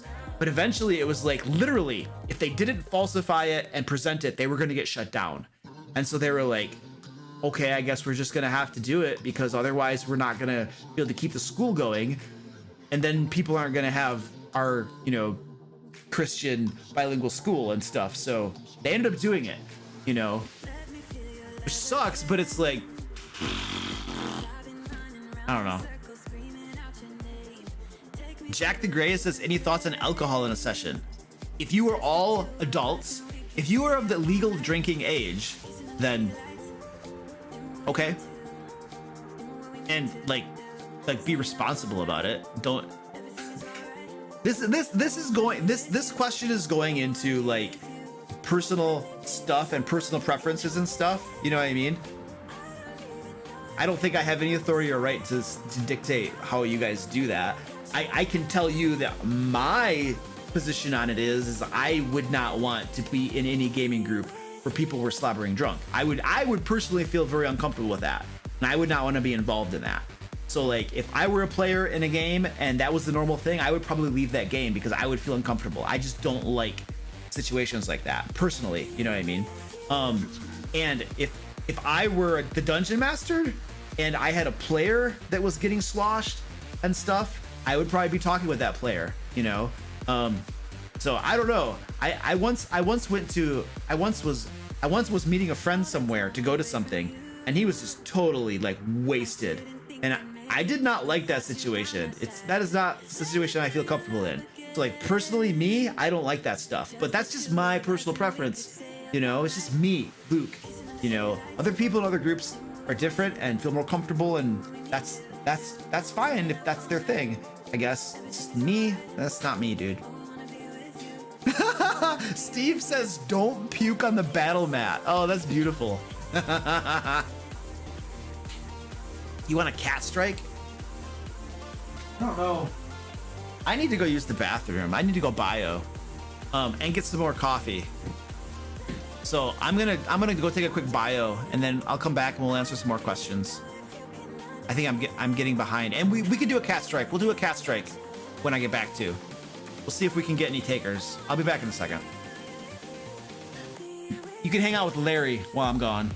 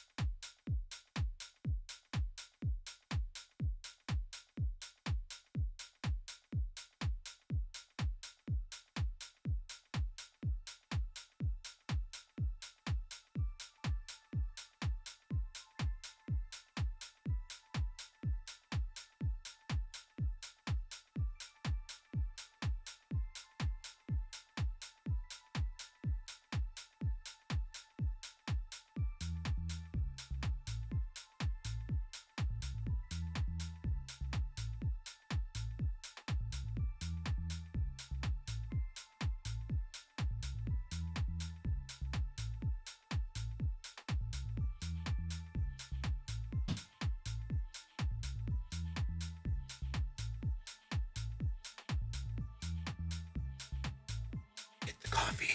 Get the coffee.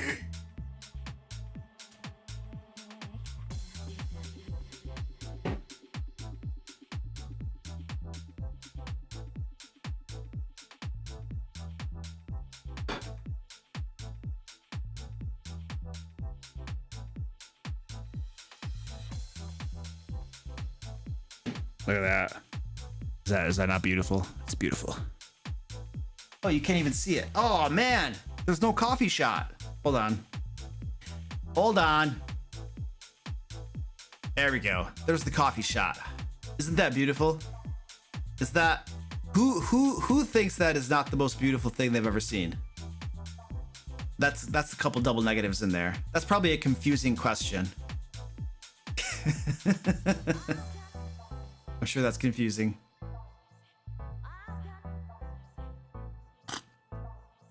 Exoskelebot, what up, dude? How you doing? This chair is gonna break one of these days. I can feel it. It's like Luke, you weigh too much, you're breaking me. Yes, roasted bean juice. It's beautiful. The Hall of Thanes says tea is better than coffee. Well, you know what, dude? Like, I love both. I have lots of tea and I have lots of coffee. My favorite tea is probably peppermint tea. I just love that minty stuff. That's really good. Ooh, now I want tea. Oh crap. Loogie is not a coffee person. That's fair, dude. Oh, you're doing your first session since quarantined, Exoskelebot? Oh, that's awesome, dude. Danny, everything you say is confusing. Okay, I don't... All right, moving on. Steve Von Doom says, what are your thoughts on adventures in the upper plains? Like or dislike running these locations? So upper plains is like the heavenly regions, like the celestial realms with like angels and stuff like that, or some of those places. So I don't think I've ever run adventures in the upper plains. So I don't think I have any experience to draw upon. However, I have run adventures in the lower plains, like the Abyss or the Nine Hells, and I love that crap. It is fun to take a group of adventurers or to have them go into Avernus and have to fight across Avernus, evading things also to get to the Tiamat's palace, and then go through her palace and fight Tiamat. Like, that was epic. I did that at level 20 in my Manus Invictus group. That was epic. I loved that. I've had other groups go into like different parts of the lower planes. Always super fun. So I highly recommend.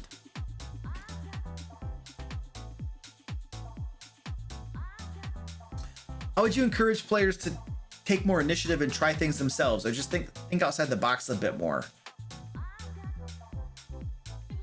I don't know, dude. That's a hard one. Like, there's only really two ways to do it. You could talk to them and encourage them. You could literally talk to them and give them examples, or you could set the example yourself by the dungeon master and doing it. You know, those are really a couple different ways you could do it. I never worry about that though. That is never a concern for me. Like, I don't think I care. Like, my job as a dungeon master is to create a situation for the players to interact with. I really don't care how they interact with the situation. If they want to go just plow down the middle and take everything out, okay. If they want to try to talk their way through things and do a diplomatic approach, okay. If they want to sneak in, kill the boss, take the loot and run away, okay. I just don't care. Like, and that's part of the freedom that I'm offering my players. That's their game experience. They get to choose what game experience they want to have. And if they want to think outside the box and do creative approaches, okay, that's great. You know, if they just want to like kick down doors and hack at things, then that's their game experience to choose. So I don't worry about those things. It just doesn't matter to me. I do my job. Here's the situation. Here's what's going on. You guys figure out how you're going to interact with it, you know? So I don't worry about those things personally, in all honesty.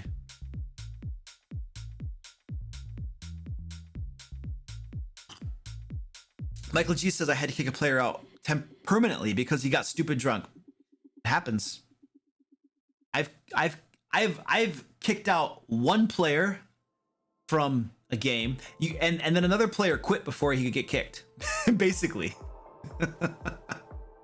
It's the whole like, you know, your boss calls you in to talk, and like you're like, the boss is like, oh yeah, you're fired, and you're like, you can't fire me because I quit. You know, that's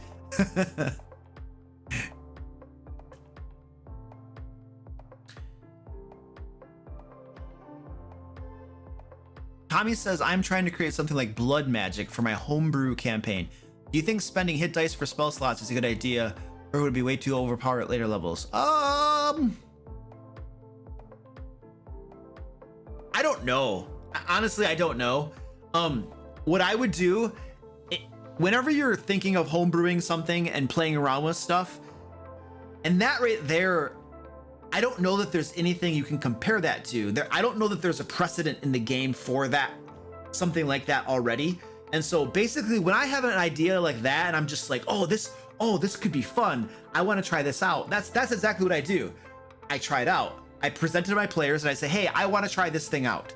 Let's try doing initiative a different way. Let's try doing this a different way. Let's do X. And then I say, I want to try it out. And if it's bad and we don't like it, we can get rid of it. Or we can tweak it or something, like your little blood magic thing. We'll tweak it a little bit. We'll try it out. Somebody wants to play this, you know, we'll try it out and we'll tweak it. If it doesn't work, then we'll tweak it. You know, if it's too overpowered, then we'll change it a little bit. I mean, it's an alpha, it's a beta, it's a trial. You're play testing it, you know what I mean? Just because you say this is how it's gonna work, you know, for a homebrew thing, it doesn't mean that it can't change, you know, and that it's set in stone. And then if it's overpowered, you just have to let your players know ahead of time, like, we're trying this out. If this is way too powerful, then we're gonna change it. Like, you should know that. Sometimes I have homebrewed magic items, and I will literally write at the bottom of the sheet that I hand out to them, this is a beta item, and it is subject to change based upon, you know, gameplay. So they know, like, I might change it because I have created homebrew stuff that was way too powerful before, And then I was like, I need to change this, but because I didn't preface it with my players and tell them that it was subject to change, then I felt kind of icky changing it. So now what I do is I tell people up front, hey, I might change this. And that gives me the freedom to try stuff that might be cool. But then if it's not cool, get rid of it or change it to make it better. Like, I have a homebrew initiative system that I use with some of my groups. And then one of my groups that I used it with a lot, we used it for a while. And we had a discussion not too long ago, and we decided to go back to the original way of doing initiative via the normal rules in the book, you know? So I think we used my homebrew initiative system for like half a year or maybe even longer.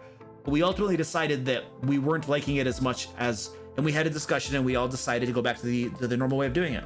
I have another group that likes to re-roll their initiative every single round and stuff. So I don't know. You try things out, and sometimes, like, one group of mine wants to re-roll their initiative. They like that. The other group doesn't want it. They want the fixed order, you know? So sometimes it's group dependent, these things you try out too, you know? I don't know. There's some random thoughts for you.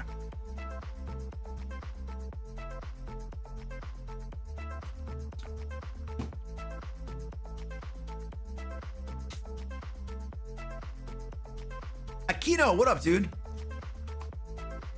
Gotta go later. Love your videos. Keep up the good work. Thanks, buddy. I appreciate it. Thanks for stopping on by. Generous Heel says, for the love of coffee, don't repost the questions 4+ times. Hey, that's really good advice. Remember, spammers die. Spammers die. Danny says everything for the love of coffee. Andrew Orr asks a very important question. Andrew wants to know my favorite pizza toppings. So it depends on what the special is. Sometimes the pizza place near me that I really like, they have a special for 3 toppings. If they have a special for 3 toppings, I will get Italian sausage, green olives, and green peppers usually. That is very, very delicious. Now, if they don't have that special going, then I'll just get a 2-topping pizza. And then I'll just go Italian sausage and green olives. And that's very, very delicious too. Now, if the pizza place has Alfredo sauce instead of pizza sauce, I'll get Alfredo sauce. But the place near my house doesn't, so I can't do that. But if they had it, I'd get Alfredo sauce too. Hey, look at this. Who's this? This is Orange. Orange! He knows I'm talking to him. He looked up at me. What's going on, buddy? I'm hungry. Orange is hungry. Hey, you guys, we were gonna give them snacks. Why did we not give them snacks?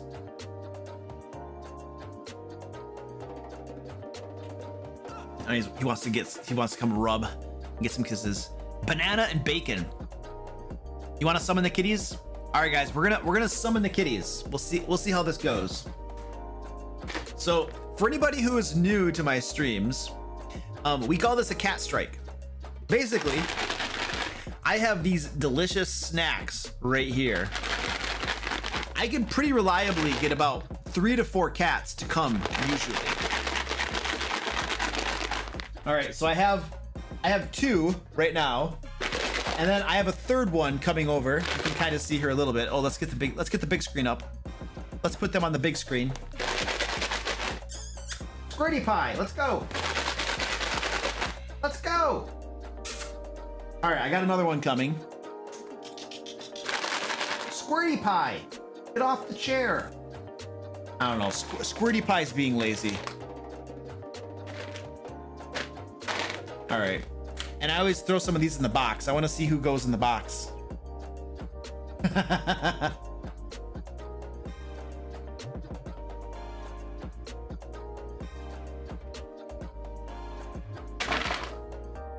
Orange. Go eat, Orange. Go eat. Go eat. Orange is afraid to eat.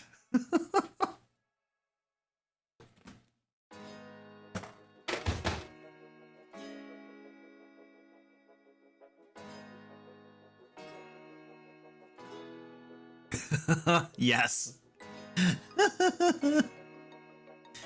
Don't throw all caps in. You'll get the bot will smash you.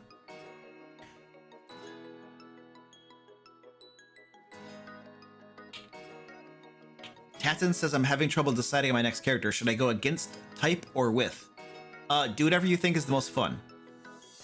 That is the when I create a character, that's the overriding concern. What is going to be fun for me? That's what I do.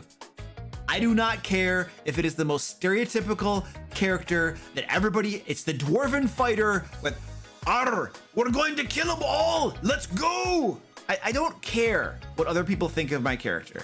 You can judge it. You can say it's stupid. I don't care. Like, if I want to play it because I think it's fun, then I'm going to do it. So fun is the guiding principle, in my opinion. Who's going to go in the box? I want to see who goes in the box. Because I put cat treats in the box, so somebody is probably going to go in that box. Yeah, they're adorable. They're so adorable.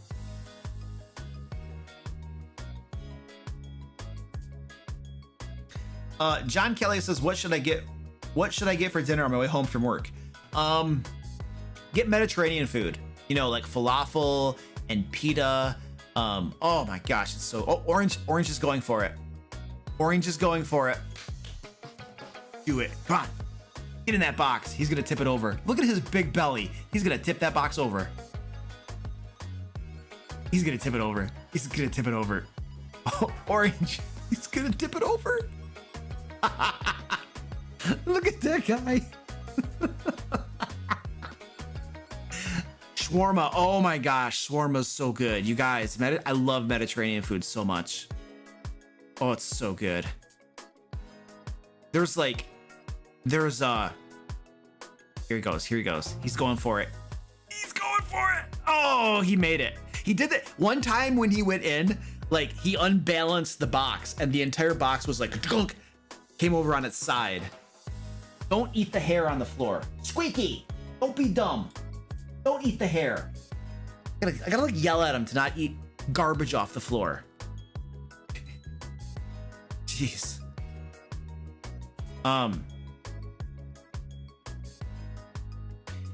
Mark says, "How do you feel doing mini games inside of D&D?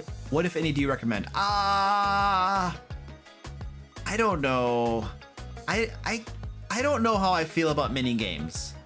If the mini game takes like a couple minutes, like 5 minutes tops, then I think it could work. It depends on your players. It depends on what your players like, if they like that sort of thing or not. My thoughts on it, my gut reaction is we all showed up to play D&D. Let's play D&D. If we wanted to play poker, let's play poker somewhere else. You know, that's my gut reaction. But I think that is whether mini games are successful or not is going to depend on your table and your players' preferences. I know for me, I would very much not want to play a half-hour hand of poker as a mini game in my D&D game. I would want to roll a die to determine whether I won or lost in like 2 seconds, and then play D&D. That's my preference. So those are my thoughts on mini games. But your mileage may vary. He's just in the box. He's eating all the snacks in the box. I'm not very good at puzzles, Crazy Dog Game. So I'm admittedly a very bad puzzle maker. All of my puzzles, my players figure out my puzzles so fast. It's like why do I even bother? My puzzles are so bad. I have no idea who Scott Sterling is.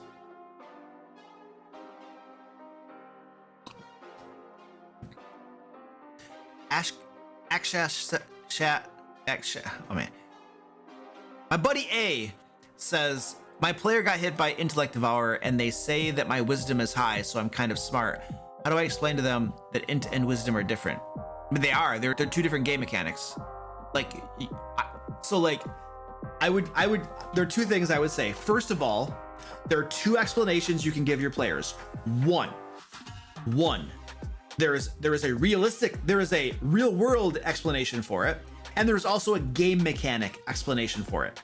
So the first thing I would probably start off by saying is I would go to the player handbook, I would open it up to where it talks about ability scores, and I would be like, look it, this is wisdom, this is intelligence. Mechanically in the game, they are different things. So I'm about to try to explain the difference between them, you know what I mean? But even if we disagree, and even if you think that they're the same thing, it doesn't matter, because these are the game rules that we use. And so mechanically in the game, they're different, and that's how we're gonna play the game. But then I would probably go on to say, you know, that wisdom is, you could say it's the classic difference between street smarts and book smarts. You know, the person who has been in a library studying from the books, reading things on the internet and stuff like that, you can learn how to, you know, make crazy stuff on the internet. You know, that could be book smarts. You're intelligent about it, you know, or something. You know, you pick things up really quickly. You're a quick learner or something from stuff. I don't know, whatever. You know, wisdom is more like through experience. You know, that's your street smarts. That's your, like, you know, being wise. There are very, very many intelligent people in the world who are not wise at all.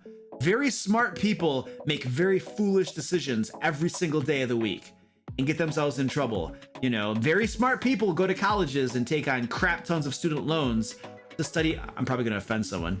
To study something like philosophy, you know, and then they're like, how do I get a job? Very, very smart person. Maybe that wasn't the wisest decision to study, you know, or you're going to study, like, you know, polka dance. You're going to get a master's degree in polka dance or something. It's like, maybe going in debt $200,000 to get a master's in polka dance, although you're a very smart person, wasn't the wisest thing to do. So I don't know. I probably just offended some people. Sorry. I'm sorry to any philosophy majors or polka dance majors that I offended. Yeah. This is why I need to not talk.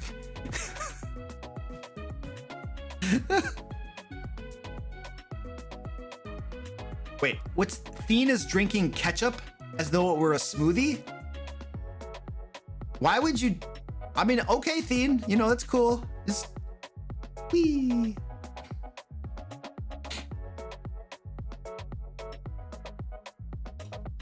Hey, what up, How to D&D? How you doing, buddy? Persuasion check? 24. That's what I rolled. I'll just roll it real quick. 24. Yeah. So I could actually show you. I could actually not cheat, and I could actually show you. Where's the right one? There's the right one. 24. Hey, it's actually a. What is that? That's actually. It looks like a. Oh, it's a cave. It's a cave. I thought it was a brain for a second there. Yeah, I got a 24 on that.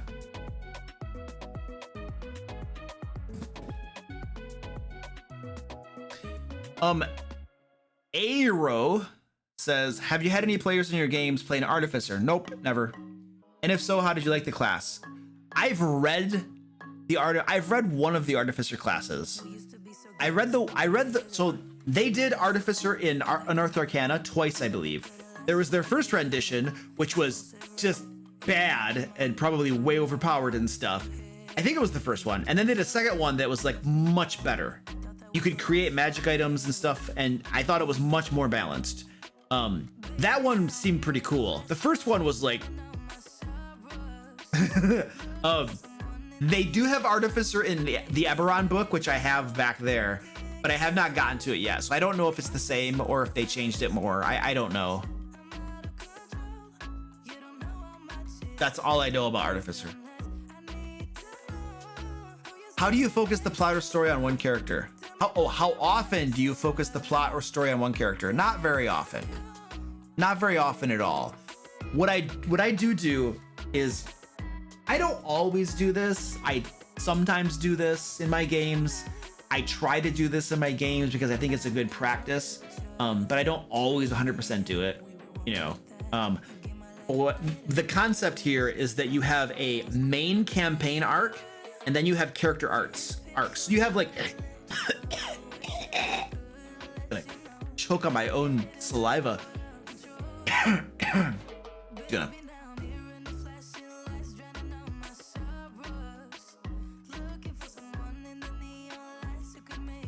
Okay, I'm better. I think. Nixit says I leave for 2 minutes and Thien is drinking. I leave for 2 minutes and Thien is drinking ketchup, and I missed a rant. Yeah, you missed a rant. I turned my fan on. Hacking up my lungs makes me warm.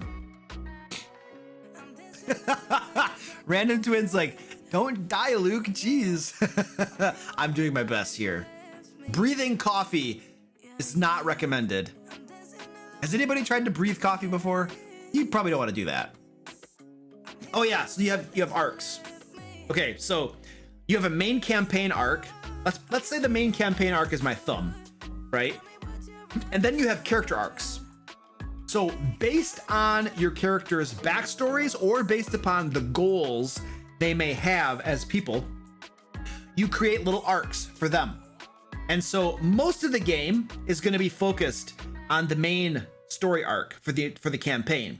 But every so often, one of the elements of these story arcs will like coincide here, or they might just get a quest or something to do that has to do with the story arc. I have given entire adventures to my characters based upon their backstories. I know Dalinor is in the house today. This is a while ago, but he got an entire adventure because he made a really legitimate backstory that was really cool, gave me lots of little hooks, lots of things that I could potentially do, and I turned it into an entire adventure that the entire party went on.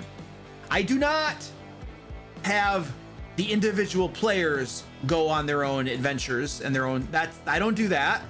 I would be delaying the entire game for everybody if I had I once listened to a guy talk about how he once, he was talking about how sometimes there's a large gap between game sessions, like we might have a game session this month and it takes 3 months before we can have another game session. Like the dungeon master needs 3 months to prepare the next game session. Like they need that much time to get ready for it. And then he went on to describe how he would, while he was preparing that game session, the next game session, he would meet with the players individually to run their own campaign arcs and to run their own individual D&D games. And I'm just like, dude, why do you think it takes you 3 months to prepare the next game session? You're playing D&D with the individual players. Like, don't give us this, it takes me 3 months. It takes you 3 months because you're doing this. And if you want to do that, that's fine. That's your choice as a dungeon master to play D&D with one person, and honestly, it takes just as much effort for a dungeon master to prepare a game for one player as it does and it takes as much time during the game to run for one player as it does for the whole group.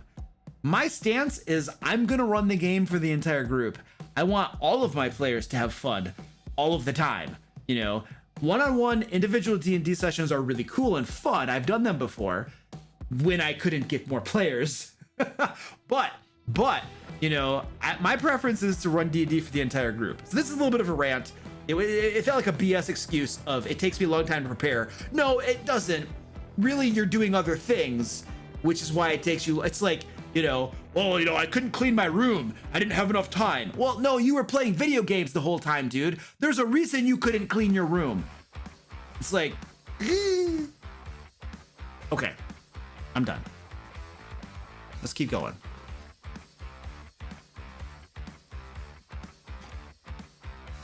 Andrew, I'm glad you like that.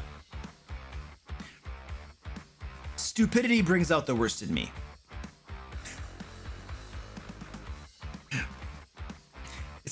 I don't know. Okay, let's just move on.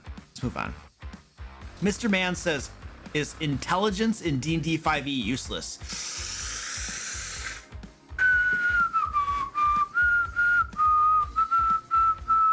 Yeah, pretty much. If you're not a wizard, yes. I think it's pretty much useless. And why is that? Because in the game, most of the time, the situations that you encounter, you are going to be using your own intelligence as a person to overcome those situations through your own cleverness and stuff like that. Very rarely, you know, well, if there are nature checks and like investigation checks, there are some game mechanics that rely upon intelligence. So if you dump your intelligence, you're going to be worse at those things. Yes, that's true. History check and arcana check, okay? You'll be worse at those things, okay? Intelligence saves are not very often. You almost never have intelligence saves. That's just the thing. They're basically, there are like 3 stats that have lots of saves. I think they're probably dexterity, wisdom, and it's got to be charisma. I feel like wisdom, I feel like dexterity, well, constitution's a pretty high one too, but I feel like there are almost never intelligence saves, and strength saves, you never have strength saves. Maybe it's charisma saves. Maybe it's yeah, I feel like constitution, wisdom, and dexterity, and maybe charisma also are the most common saving throws. Intelligence and strength, you almost never have saving throws. So yeah, intelligence, you could make a pretty strong argument that intelligence is one of the least important ability scores, I feel. The 3 major ones are constitution, dexterity, and wisdom. Okay, cool. Yeah, I wasn't sure about the charisma one because I'm like, there are some charisma ones, but they're not. It's mostly when you're being charmed. Well, no, that's wisdom. Yeah, I don't know. So yeah, let's go with what Tashio said. Yeah, he has a wrench. He knows. He's also been gaming for, I think, Tashio, you've been gaming and playing D&D longer than I have. I'm pretty sure of it. He knows what's up. I just have a big mouth. That's my redeeming characteristic.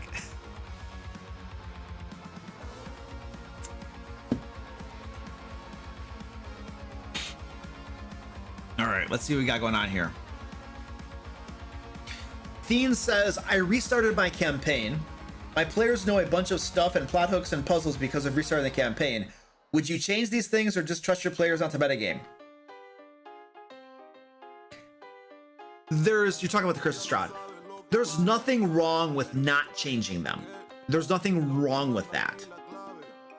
Personally, I would probably tweak them a little bit, just a little bit, you know, so that the answer is not quite so obvious. I would probably do that personally, you know. Yeah, but I don't think there's anything wrong with leaving it as is. But your players will probably have more fun if it's something they haven't done before. And I put a very strong emphasis on player fun. Like, that's my goal as a dungeon master. And so I generally, when I'm faced with a decision, it's like, what's more fun for the players? Okay, let's do that. Not always, because like players would also love to have tons of magic items and loot and like stuff, and like, well, no, there are reasons I'm not doing that. And it's actually because in the long run, it's more fun not to have them and to have them be a little bit more rare. You know, when something is common things, people don't put a very high price on common things.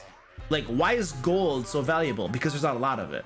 You know, why is something like dirt not worth anything? Because there's a lot of it.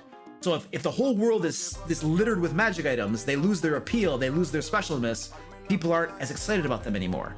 Even if they think they want to have a ton of them, it's really actually more fun probably not to have a ton of them and to have this strong anticipation of getting them and then getting really excited when you get one.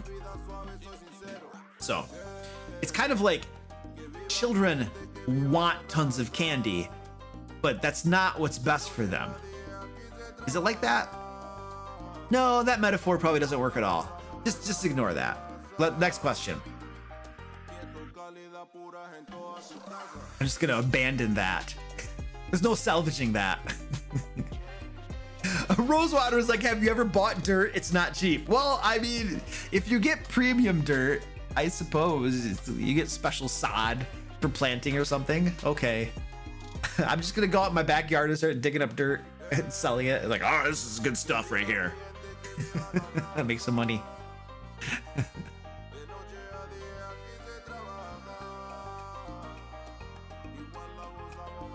Yes, Alan Smith Emerson, 100%. Scarcity equals value. Yes. Yes. Do you know why there are certain things that, like, car companies, like, there are certain cars, there's certain makes of cars that are like, I don't know, let's say the Lamborghini, okay? And this may or may not be true, but there are certain makes of cars, let's use the Lamborghini as an example. They only make so many of them a year. Like, there are only so many that you can buy. Like, that's it. You know, only so many people can have them. It doesn't matter how many rich people are willing to buy them, they only sell so many. And that's intended to make them more valuable because they're more scarce. You're more special if you get one. If everybody who's rich can buy one, you're no longer as special. So they intentionally have production limits on things like this to increase the value and increase, you know, how cool it is to have these things because not everybody has them. A Ford GT, I mean, I'm not familiar with that particular make model. I don't know a whole lot about cars, in all honesty. I have very selected information base. I know the things that directly affect my life and that I'm going to use in the immediate moment, and I ignore everything else. So I don't know anything about that.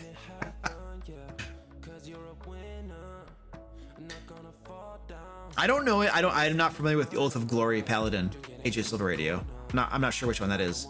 You're probably gonna find that a lot of questions about things that players are typically more interested in, I'm not gonna know the answers to, because as a dungeon master, I don't really care about player stuff a whole lot.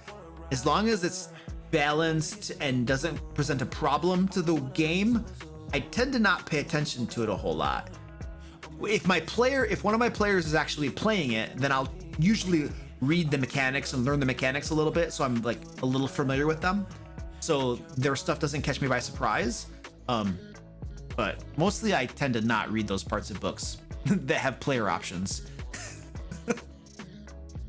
I gravitate toward like monsters and stuff that I'm actually going to use. It's using your time effectively, you know, and efficiently. Effectively, it's using your time effectively.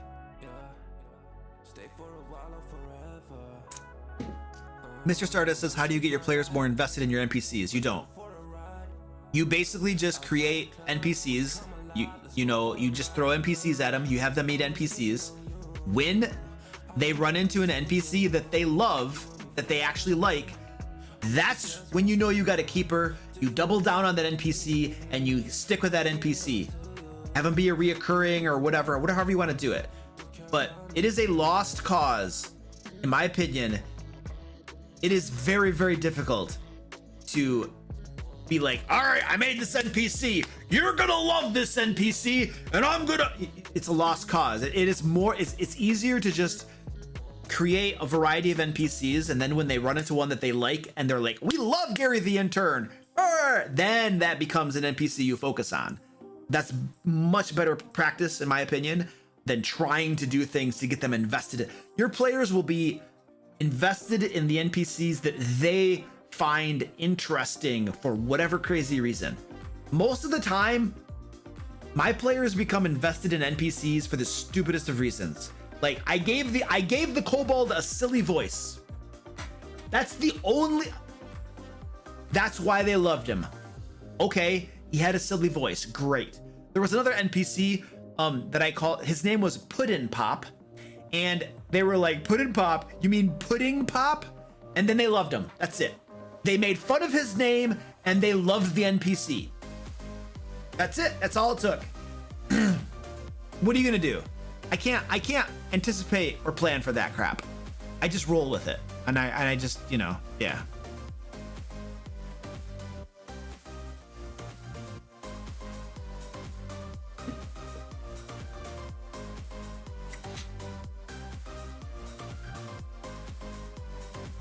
All right, see you, D-dubs.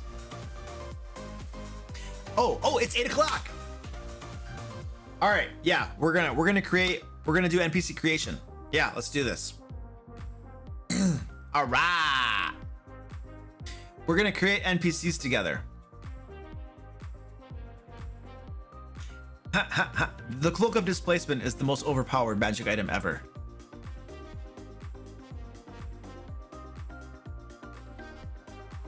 The hardest D&D monsters to run are the intelligent ones. The ones that are super intelligent are the hardest ones to run because they're more intelligent than you are, and you have to roleplay that, and that's really hard.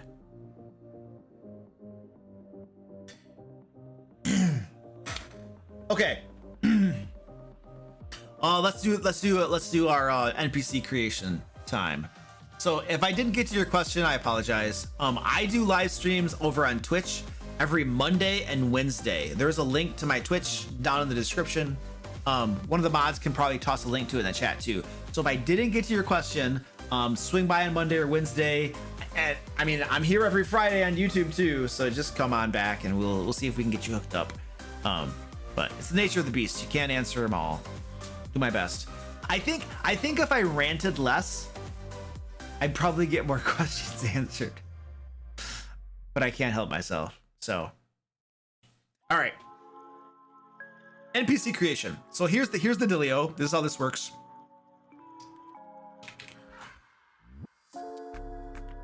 I have a Word document. We have a process and stuff. We're basically gonna write this down here. We're gonna brainstorm a bunch of NPCs and stuff. It's gonna be fun. But before we do that, Luke drank too much coffee and is gonna go take a bio real quick. And then when we come back, we'll get cracking on NPC creation. So intermission break, and then we'll get into it. So yeah, it's gonna be fun. Where's my button? I gotta find my button. Whee! There we go. Hang out with Larry for like 2 minutes.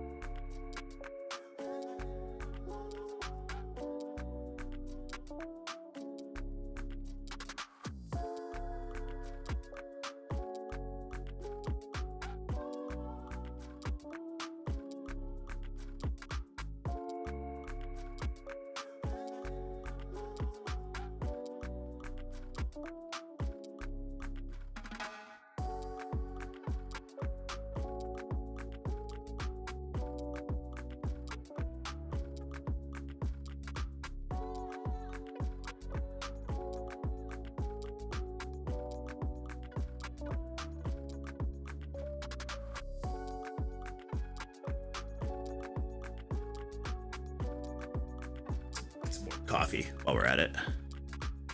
Pop it off.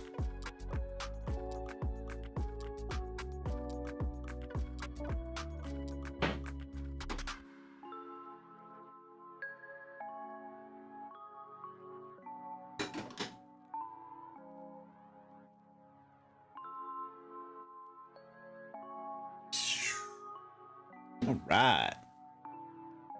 Oh, baby.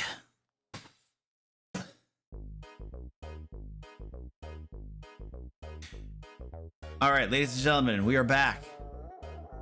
We are ready to go. NPC creation time. So here's how this works. We are going to create NPCs together, and everything that we create together is going to be put over on my website, thedmlayer.com, for anybody to use for free in their own games. And that's how we roll. That's what we're going to do. So yeah, all of the ideas that go into this are going to be out there, made available for everybody. So like, if for whatever reason you don't want your idea to be published, then don't contribute it, I suppose. Is the way I would probably say that. So yeah, anyway, that's how that works. I need one very important guideline here as we head into NPC creation time. We have a rule. please do not super chat ideas. Super chatting an idea does not get it into our sheet. We have a no super chatting ideas policy. Like, we want good ideas to trickle to the top, not like ones that are paid for. So that is the one rule we kind of have. And we are going to be, the plan here also is we're going to be using these story cubes. I have these, stand by.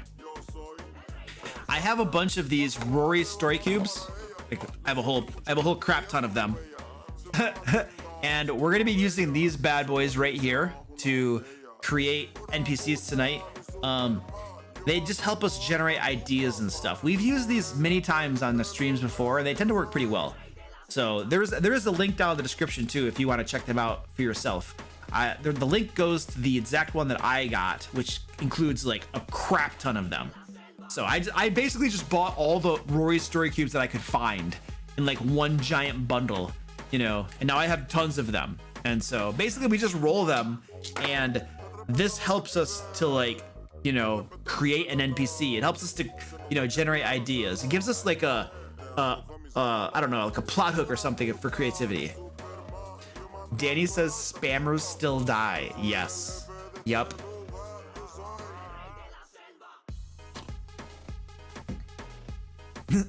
Beans getting popcorn. Nice.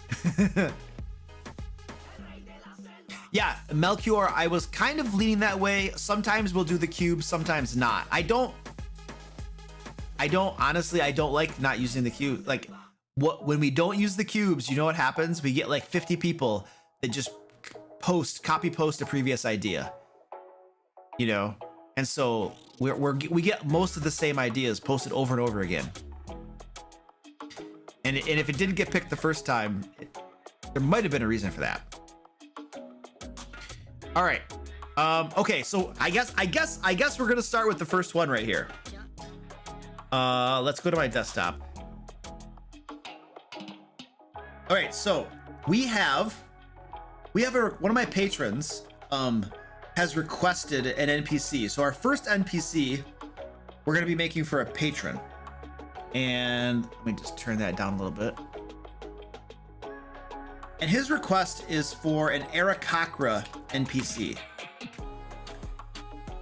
That's all he asked for. He just wants it to be an Aarakocra. So I'm gonna put in, I have like a template that I use for NPCs. Where's my NPC template? Oh, here it is.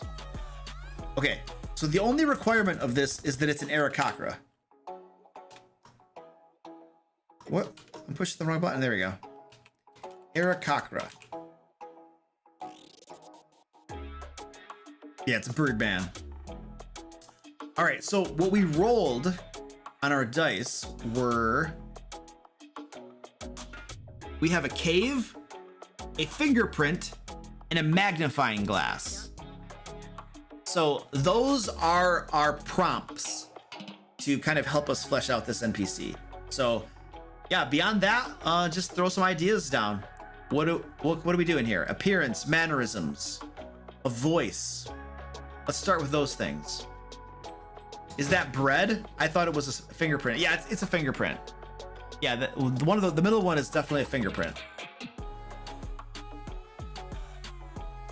An Eskimo detective? Okay, so we're gonna say notes. He is a reclusive detective. All right. He's a reclusive detective. Oh, by day, he's a reclusive detective. And by night, he explores hard to reach caves and ruins in the nearby mountains with the intention of looting everything he can get his hands on. All right, cool.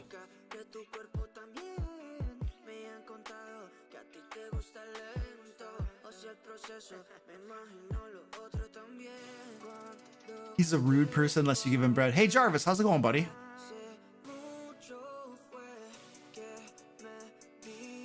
What is, I need like a description. We need his appearance. What does he look like? A talent. He can stand on one talon. Okay, all right. I need an appearance for him. What does he look like?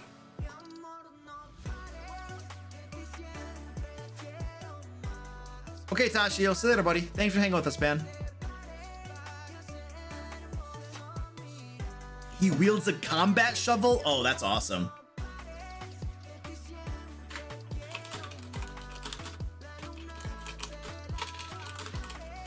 He wields a combat shovel.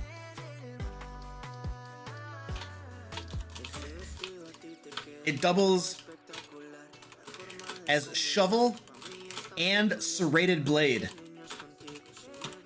Nice. Giant and fluffy. Okay, cool. A large, fluffy, bird-like humanoid. Cool. With granite patterned feathers. I spelled that wrong.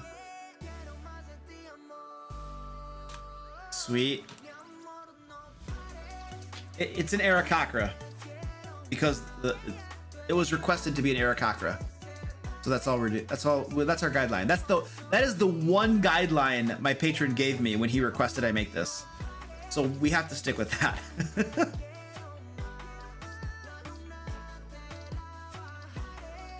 A snowy owl. Okay, a large fluffy bird-like humanoid with granite patterned white feathers. Granite's kind of whitish, right? I don't know. Oh yeah, mannerisms. Okay, so he is always like using and is always gesturing with a large magnifying glass, even when he's not actually using it. Okay, what else?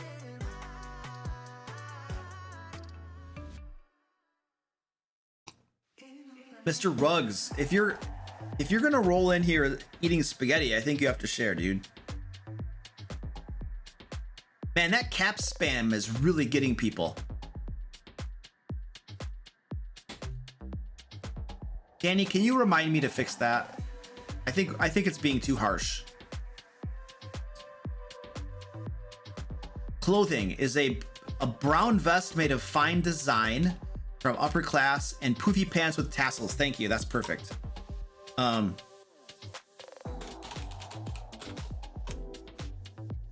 He wears a brown. There we go. Perfect. Poofy pants. I love it. Poofy pants. What about the voice? Talking high and mighty. Okay. Yep. He talks all high and mighty. Beautiful. Abilities. Let's keep going.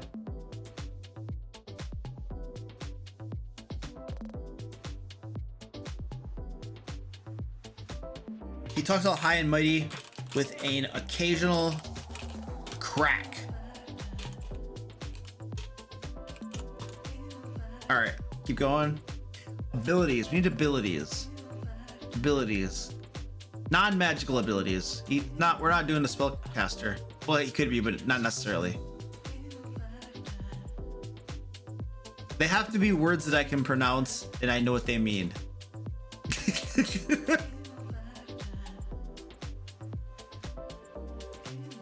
Dito says, am I allowed to make the drink joke? I don't even know what that is. That's a trick question. Hey Kelly, welcome back. Your players are all good and ready to go for the campaign. Cool.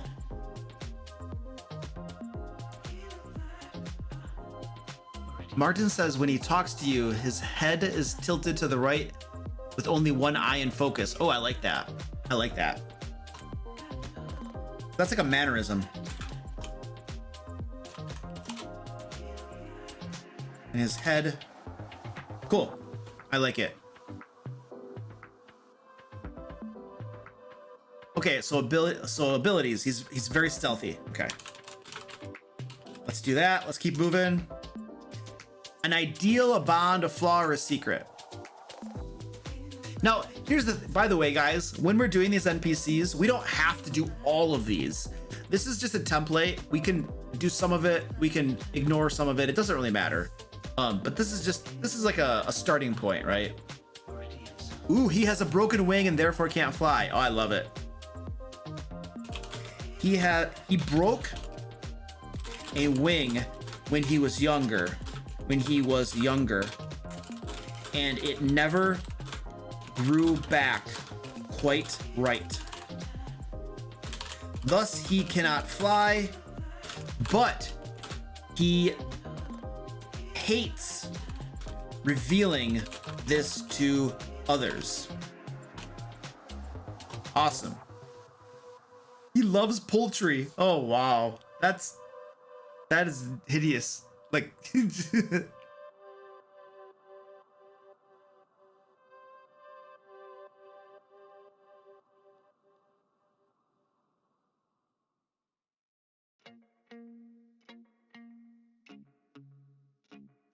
okay, so I'm gonna copy paste that one. This can be a flaw or a secret too. He doesn't really need the magnifying glass because his eyesight is so good, but he carries it to hide how well he can really see. All right. How about an ideal? A bond. Oh, he will protect his pet rock, Robert, with his life. Oh, pay dirt. That's beautiful.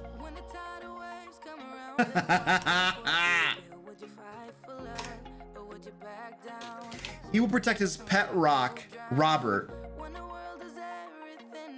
He will protect with his life his pet rock, Robert, that he's had and cared for deeply since he was a child. When he broke his wing, Robert was the one that helped him get through that horrible ordeal. So we have a little bit of trauma built into him. All right, cool. I think we're done. To gain trust and make friends. Okay. He doesn't have many friends, so he places great value on those he does have. All right, cool. Let's keep moving. Let's name him. Let's give him a name. What do we got? What do we got? Give me a name. Give me a name. Give me a name. Robert was the rock that broke his wing. Oh man, some really messed up trauma. Williams. Nupluff? Oh, I like that. Nupluff. Nupluff Williams. Yeah, are there any other mods in the house, or is it just Danny? Is Danny soloing it with the wrench? Danny, if you're the only mod, I would get 2 wrenches. You're gonna have to dual wield wrenches. You're gonna be like, gah, gah, gah, gah.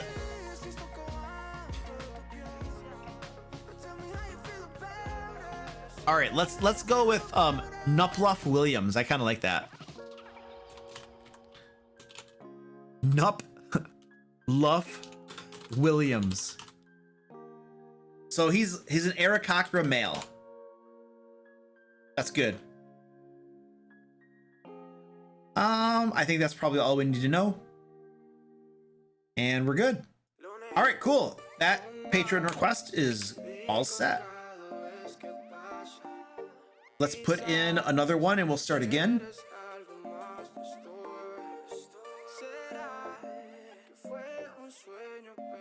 All right. Let's roll some dice.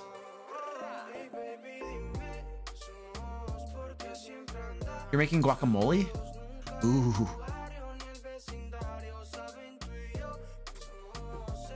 dual wielding wrenches sounds like violently vomiting.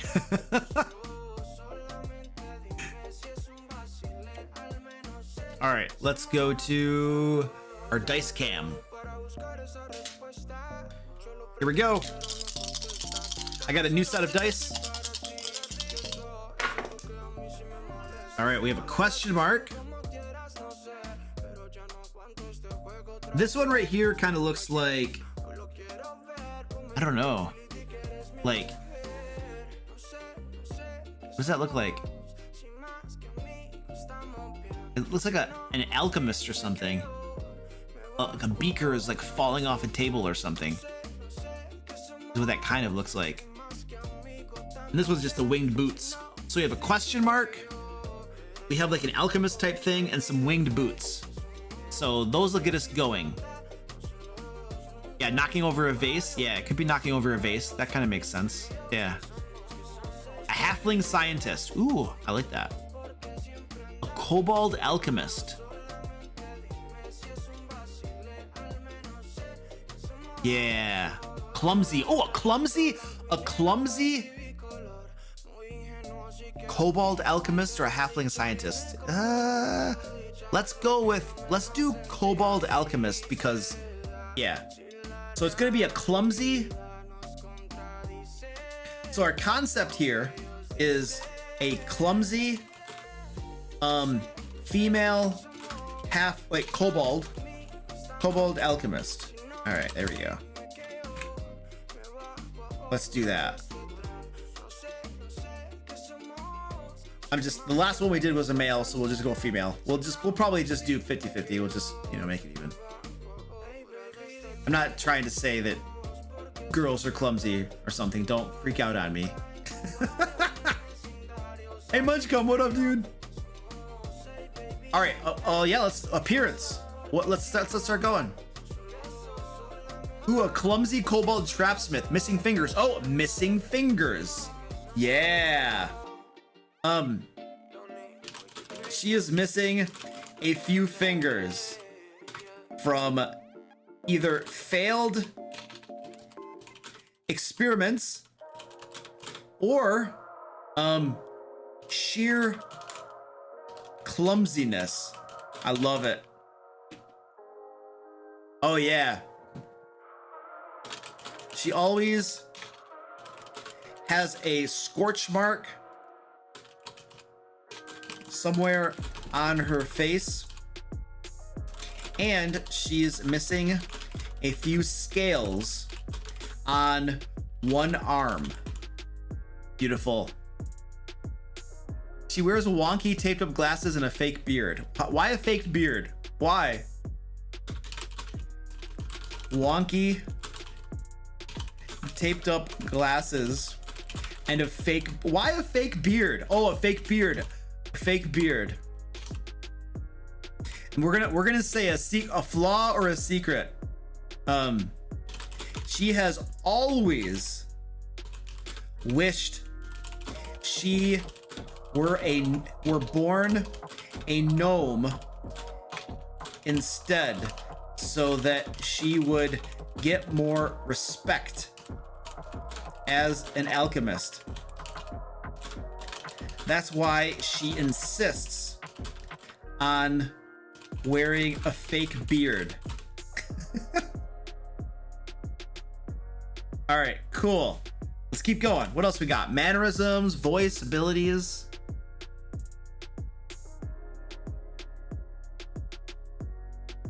Well, I think all gnomes have beards. Like, male or female, don't gnomes just always have beards? I know dwarves always have beards.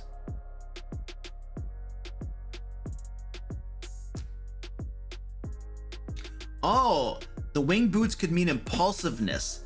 Like she rushes or flies into situations that are beyond her, so she ends up being clumsy from it. Oh, okay. I like that. Mannerisms. So she is extremely impulsive, and makes quick decisions, often bad ones, which gets her into trouble more often than not. Okay, cool. I don't know. I think gnomes should have beards. Always have beards. I don't know, Anna. I don't know, Pater. You guys, I kind of like the idea that all gnomes have beards. A talent, a trumpet master. Oh yeah. Okay.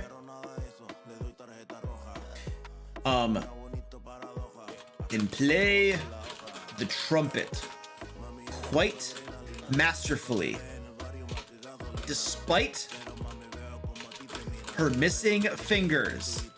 Because playing a trumpet, I'm pretty sure that you need all your fingers to play a trumpet. That's the normal way to play trumpets, I believe. I'm not a music guy really, so I could be wrong. I'm pretty sure you need fingers to play a trumpet.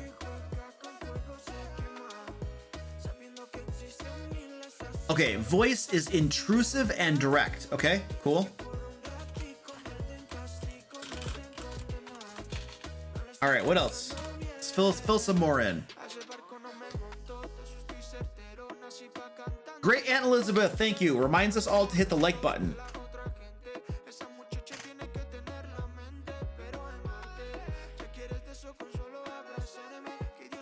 A bugle, not a trumpet. Don't need fingers for a bugle. Oh yeah, that's true, but I think it's interesting that she can still play the trumpet with missing fingers. At least on one hand, you need fingers for the trumpet. Okay.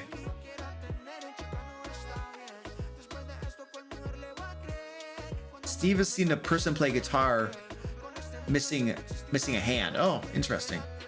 People can overcome extreme adversities and do amazing things.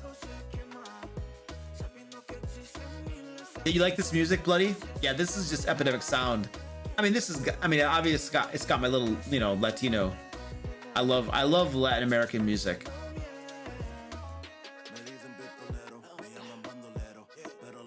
HG Silver Radio says that the idea that all dwarves have beards is dumb too. I don't care. I think it's funny.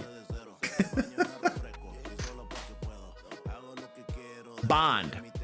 Her rich father wants her to give up silliness and assume her royal role. Oh, nice. I like it.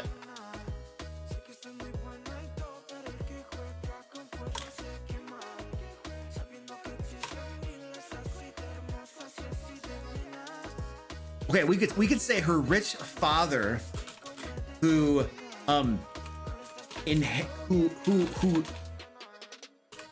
we could say what inherited a dragon's treasure hoard, wants her to give her silliness and assume a royal role. Cool. Maybe the dragons and the characters all killed themselves in a battle. The treasure was all left over. And then the kobolds who served the dragon were like, oh, okay, we're just gonna take it. This is ours now. Yeah, I love Latin American music. It's so cool. Like, probably half of the music I put in my stream it's like Latin American music where I was like, oh, this is sweet. All right, we got anything else here? Is this good enough? I mean, she's good at alchemy. She's like, we could say that she believes that she's better at alchemy than she actually is. We're still discussing the trombone versus trumpet versus what, flute, or what did we say? Trumpet. Yeah.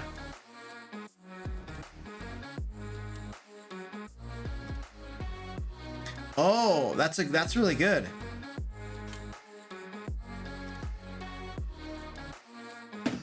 Melchior says, however, she turns out to be actually competent if she takes her time instead of rushing. Cool, I like it. I think we're done with this one. Let's name it. Give me some names.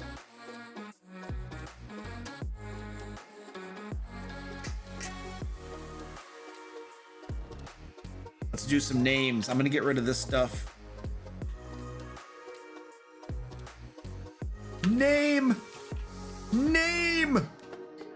We need a name.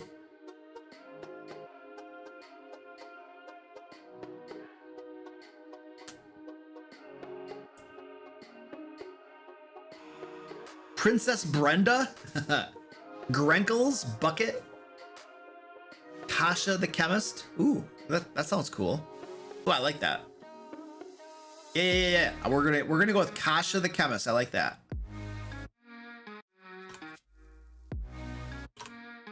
Ah.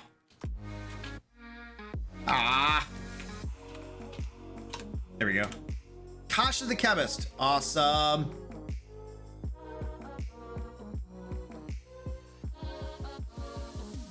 All right, let's do another one. Insert NPC template. There we go. All right, let's roll some dice. You see, the rolling the dice works really, really well, I think, for these because we're still able to just use a lot of creativity too.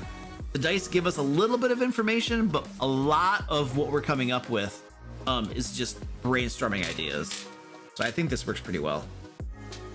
Sometimes the dice haven't worked as well in the past, but I think they're working pretty well tonight. There we go.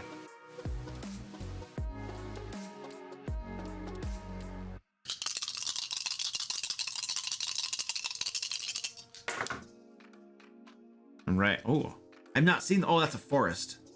It was upside down. I didn't know what it was. Okay. Ooh, look at this. So we have a forest. We have a mountains and a river and a moon. And then we have, it looks like a ball, a heavy ball falling right behind someone. Almost like they sprung a trap or something and they're just narrowly not getting hit. That's what that one looks like. All right, cool. What dice set am I using tonight? I'm using these Rory story cubes right here. J.A. Taylor. Yeah, these things are pretty slick.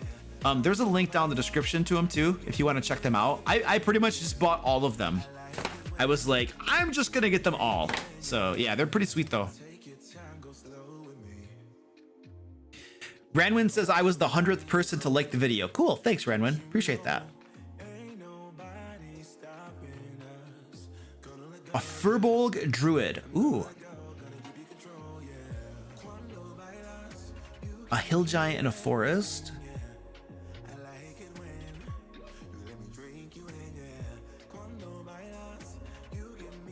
Oh.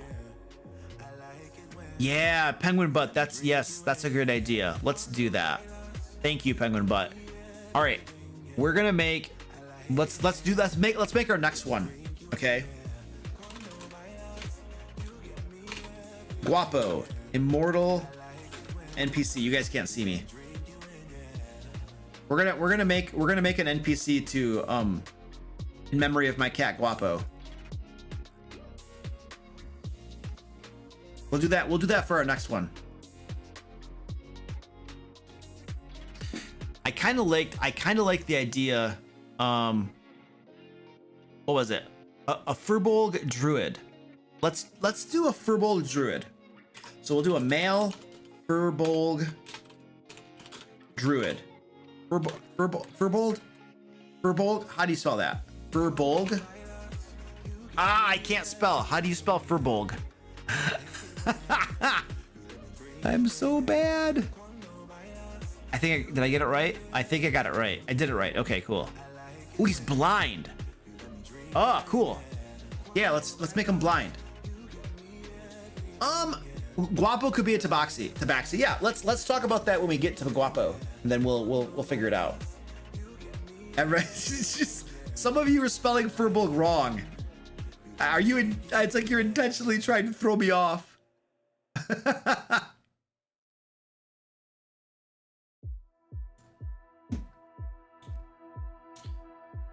All right, a blind male Furbolg Druid who lives alone in a forest at the base of some mountains. All right, Cool. That's our basic guideline. A druid of the mushrooms. Oh, so we're gonna say the flaw or secret. He loves mushrooms. And he loves mushrooms. He collects them from his forest home in great quantities. Well, is this a flaw? I don't know if this is a flaw or a secret. We can just make this a note. He collects them from his forest home in great quantities. How do you spell quantities? There we go. In great quantities to both eat and ferment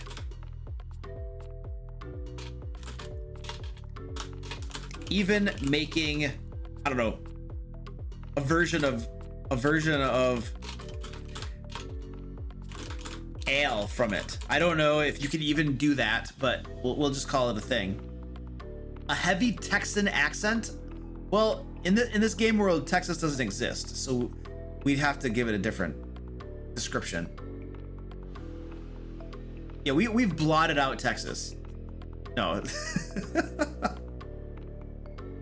I should probably not say bad things about Texas. Danny has a wrench, and I'm sure she's not afraid to use it. Mushroom tea? Ooh. Nah. Even making a an alcoholic version, an alcoholic version of tea from it. Nice.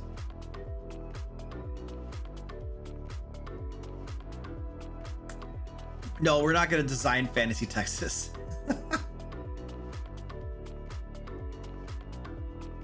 The best squirrel Sandy came from here, so best not mess with us. I'm not sure what you mean by that, Penguin Butt. Alan Smith Emerson is like, I'm totally on board for D&D Texas now. A backwoods accent. Yes, that will work. That's not describing any place in particular. We're just saying that that's going to be how they talk. We're really digging a rabbit hole right here. I didn't. No, Penguin Butt, don't talk to Danny. Danny doesn't need to know. Penguin Butt, you're like ratting me out. I have to find a time for our game too, Penguin Butt. I haven't figured that out yet.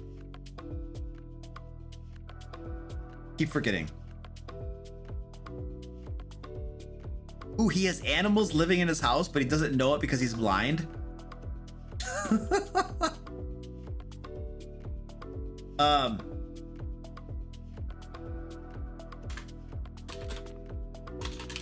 Several animals live in his house.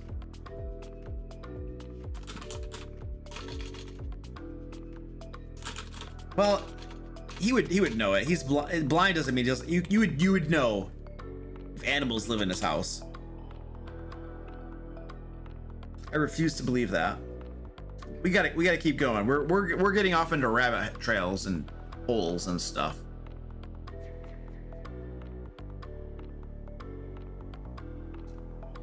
Ingesting mushrooms give him spells, but make him prone to accidents. Oh yeah, that could be his ability. Yeah, he derives. This is a male, right? We are doing a male. Yeah. He derives his magical abilities from ingesting mushroom tea. Nice.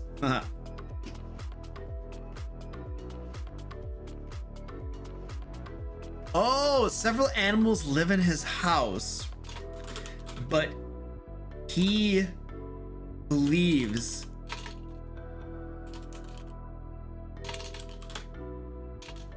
hold on a second. He believes his house is haunted, but in fact, it's just several animals that live there.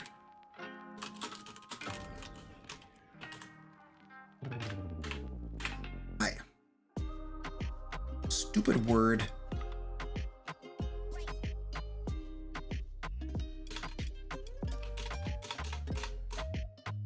All right. What about the appearance? What about his appearance?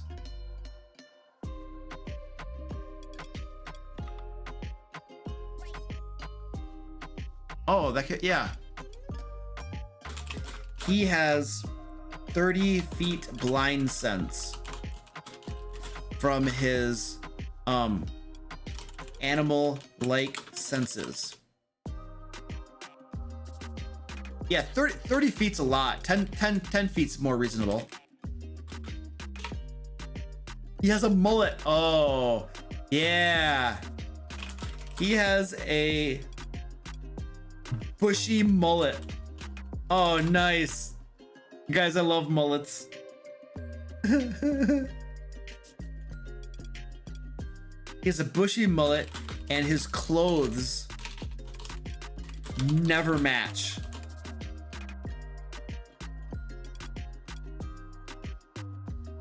He has 2 eye patches. Oh.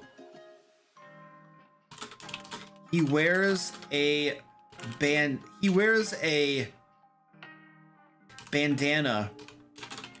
across his eyes to hide the nasty scar there.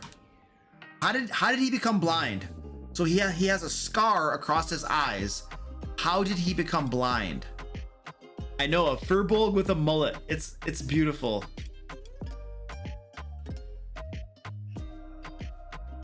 Oh, he can totally have. Oh yeah. His blindness is a side effect of the shroom tea. Ah. The bandana has fake cat eyes on them. An owl bear attack. Oh, that's interesting. Oh, nice. He lost his vision to an owl bear attack.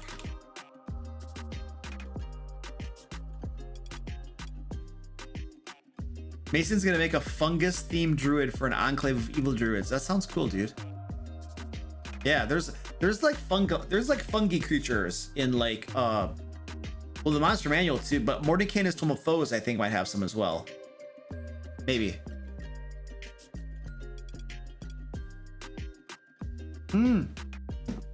Nice. He lost his vision to an attack by his pet owl bear, Snuggles. Wow. All right. Okay, what about mannerisms? Let's hit some mannerisms. Any mannerisms we can note for this guy?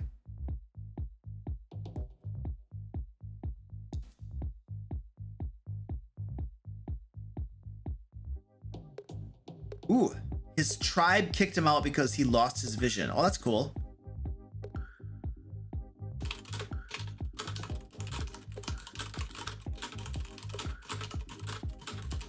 Got it. Oh yeah, mannerisms. Yeah, he tends to ramble on and on about the most random things that have nothing to do with the conversation at hand.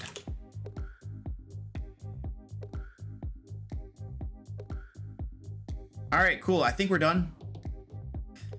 He gesticulates a lot and accidentally hits people in the face. Oh, that's nice. I like that, Anna.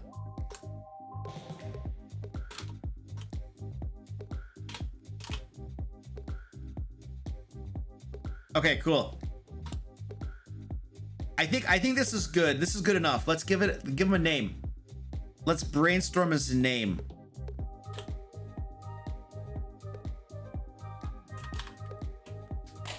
We need a name. Tommy Chong.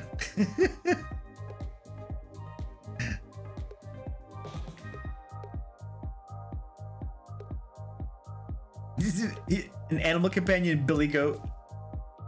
Martin, Hermione, Yelkin, Shrooms McGee.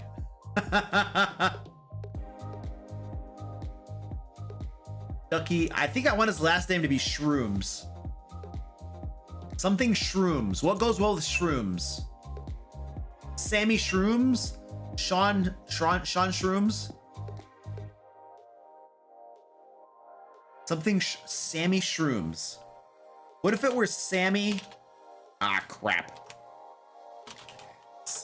Oh, cap locks. I'm gonna get in trouble. Sammy Shrooms.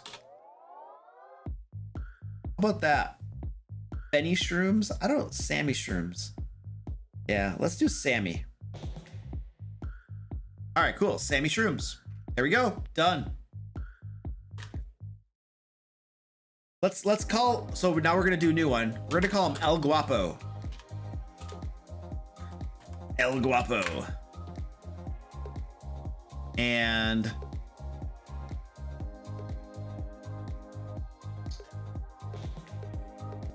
all right. So El Guapo is a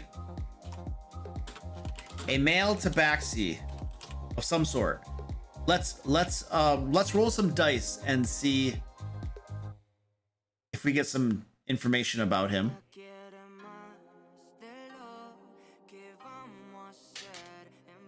A Leonin. What's a Leonin? I'm familiar with tabaxis. I'm not sure what that is. It sounds like a feline type thing.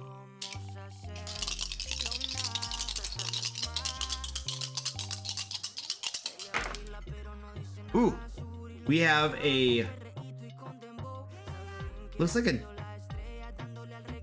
I don't know, a dragon-like shadow, an empty bird cage.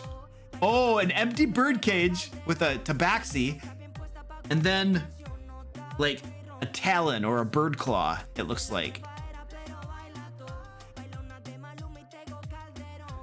Oh, Leonin, tabaxi, and Khajiit are all the same thing. Okay, cool. Ooh. Oh, yes. Hazelnut flavoring into coffee. That's very good. Who's drinking coffee right now? Okay, never mind. I shouldn't even ask that. Yeah, a dragon, a birdcage, and a claw. Appearance. He's a chonker. He is a big old chonker of a tabaxi with mostly black fur, black and with black and gray tiger striped fur and patches of white around his neck and chin. Neck, chin, and toes. Beautiful.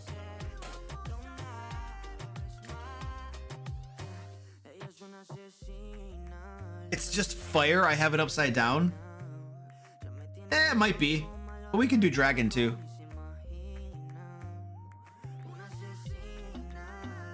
He freed a dragon from imprisonment, which cost him his hand, and now has to hunt it down.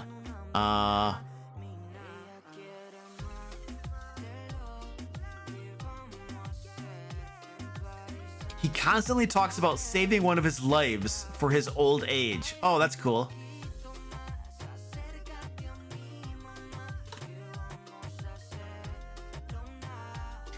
So that could be a mannerism?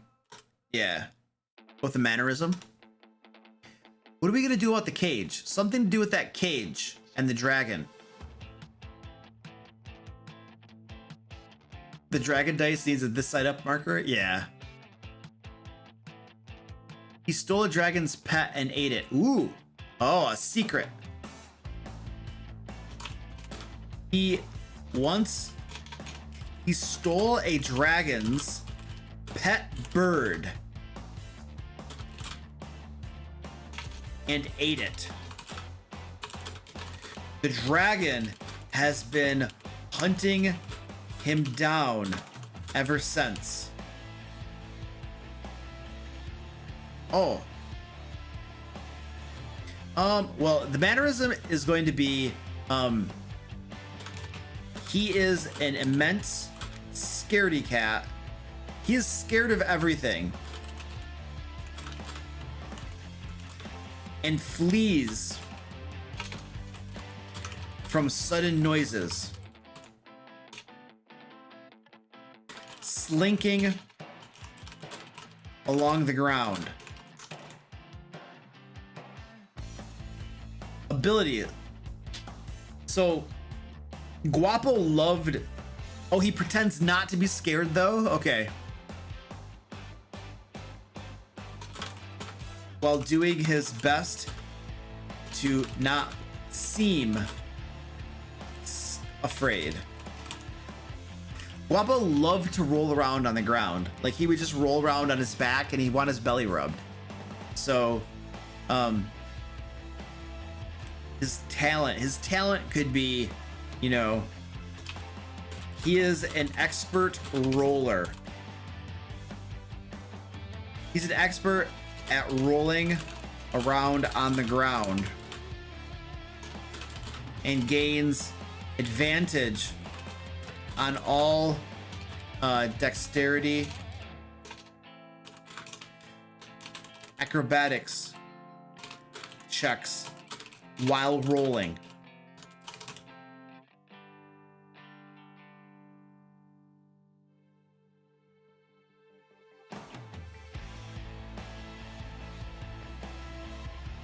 Whoa.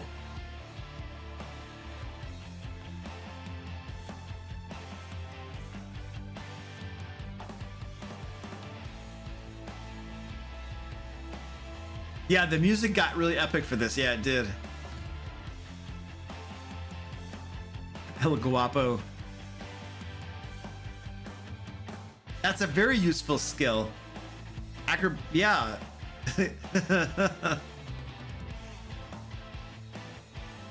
Okay, the voice, we have a stoic baritone, hiding his actual fearful nature. Nice, I like that.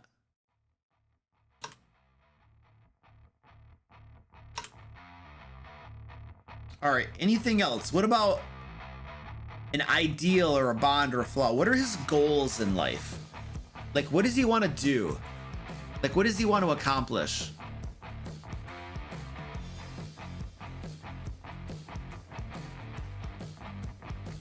Oh, yes.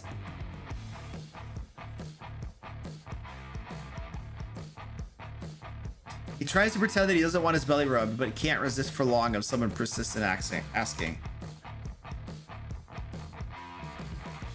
A flaw or a secret? He loves belly rubs. Belly rubs. Belly rubs.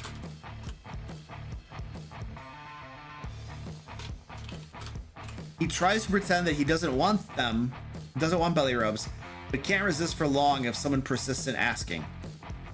Nice.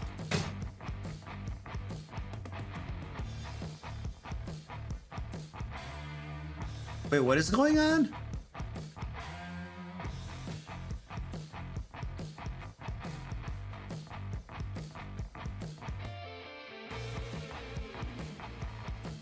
You haven't eaten in days? Did Danny say she hasn't eaten in days? What? She's just drinking coffee instead?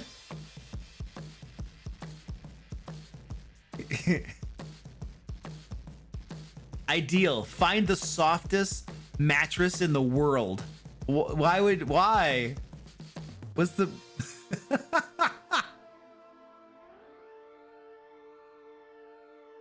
Ooh, bond. The dragon was a former friend and he wants to make amends with it. Oh, I like that. The dragon whose pet he ate was a former friend, and he wants to make amends with it.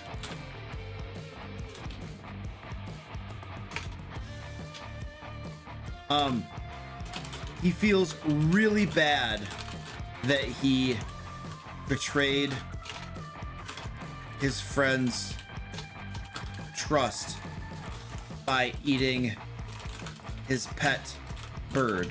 It would have been a bird, right? Yeah, pet bird. Yep. Okay.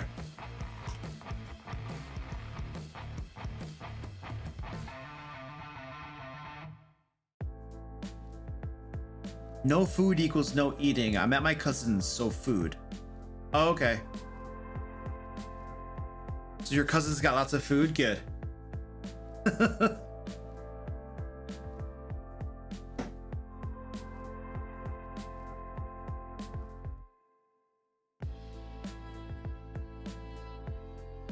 I almost want him to have been tempted to eat it, and he ate it anyway.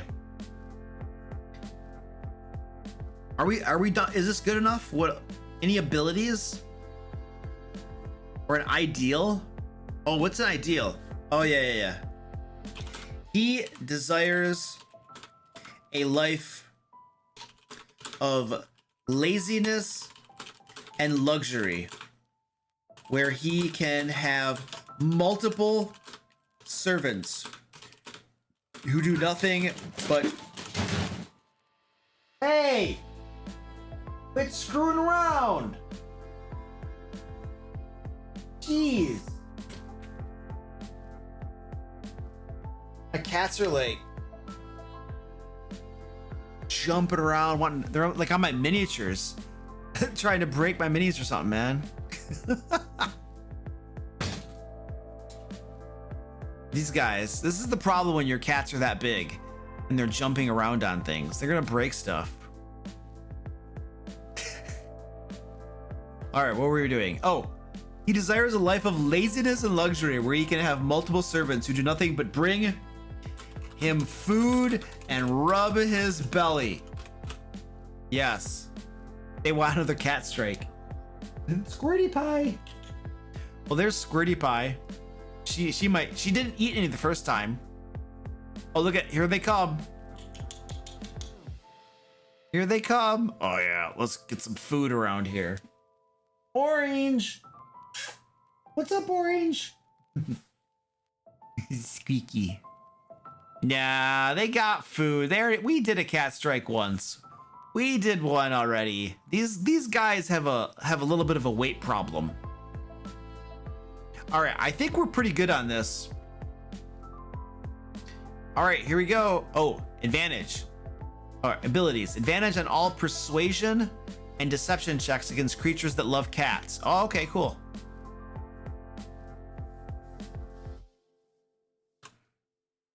I like it.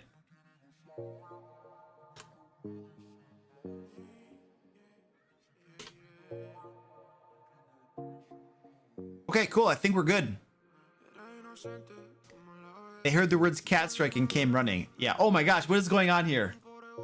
Look at that. Look at Bobby. She's rolling around. Look at her. Look at her. Look at her belly. Oh my gosh. She's so adorable. Look at her rolling. I want to go over there and rub her belly. If I go over there though, she's gonna get afraid and she'll get up. I kind of just want to watch her roll around. Uh-oh, what is she doing? This doesn't look good. What are you doing, mommy? Don't do it. Don't do it.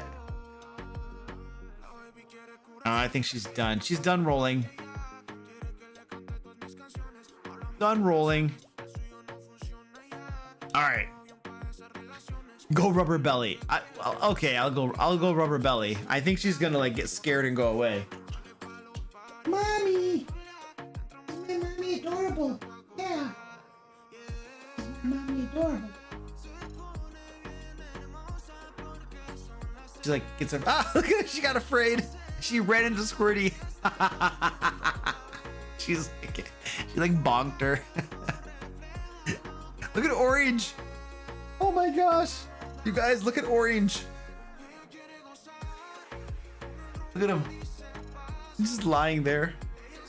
Big old belly. Man. Dito's back. He couldn't sleep. Hey, Dito, what up? we're just observing my cats for a moment here, Dito. Yeah, I know. I just want to be a pet. All right, let's keep going. Let's. I think we're done with Guapo. This is pretty good.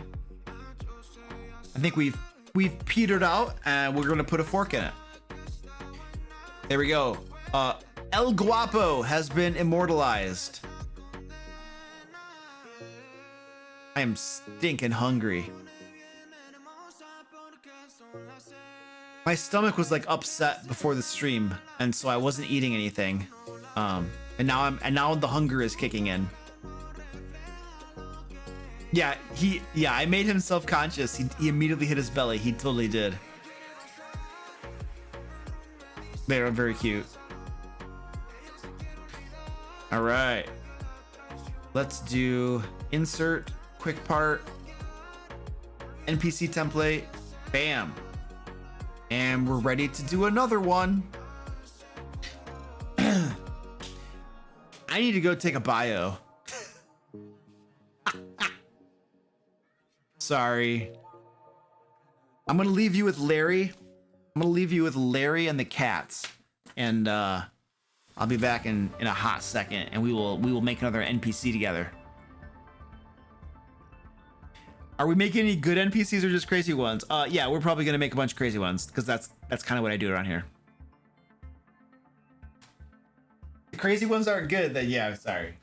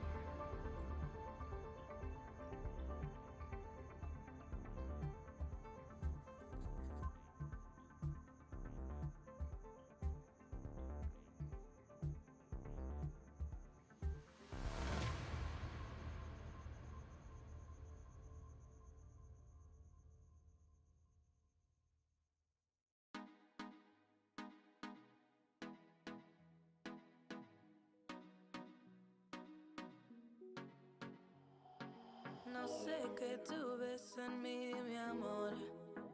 Ya no dejes de mirarme, que ya me gusta quién soy. Contigo me siento en control. Eres el balance en este mundo, poco humor. Se volvió ese chico que habló en mis canciones. Esas madrugadas y hermosas conversaciones. Se volvió ese chico que quería ver otra vez. Y me enamoré a volverlo a ver. Tú me ves como nadie más, bebé. Me diste alas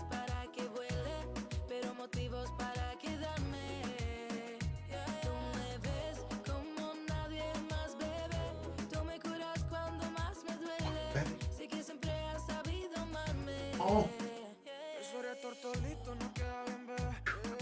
I'm all out of coffee. I have no coffee. It's all gone. This is gonna be very bad. This does not bode well for the stream. Running out of coffee is a problem. It's a big problem. Larry left the life of a librarian to become a lurker.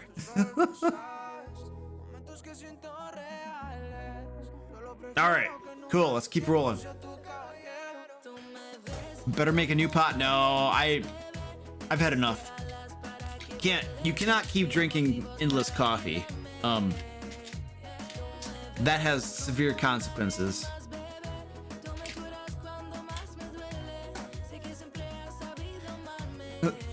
Out of fuel. All right, let's roll some dice. Make another one of these guys. Red Bull. Flesh out Larry the Lurker as an NPC. Okay, yeah, okay, let's do it. Let's make Larry the Lurker. Okay, cool. Let's do it.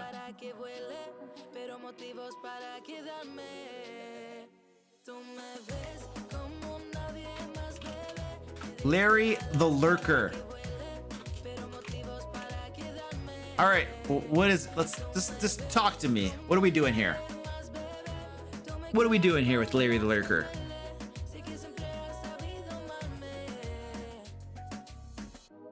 Fred says, try telling the US Navy you can't continuously drink coffee. Danny says, wanna bet? And Theen's like, Danny's gonna take that as a challenge. I'm trying to talk with Danny about her problem. Problem is that she has enablers in her life that keep getting her more coffee.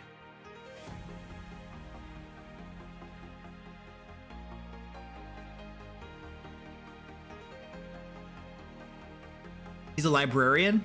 Okay, so he's a librarian. Okay. He's a rogue. Okay, he's a rogue librarian. A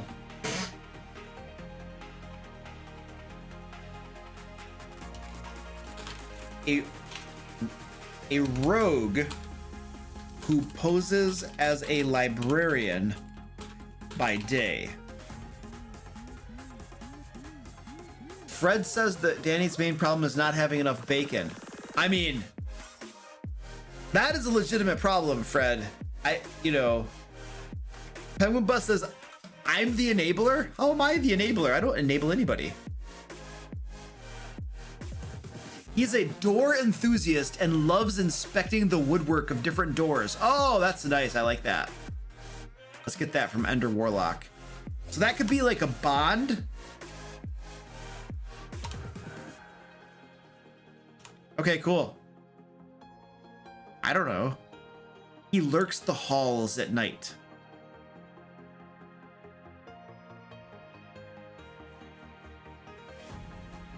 He shoplifts books for his collection. Oh, that's a secret.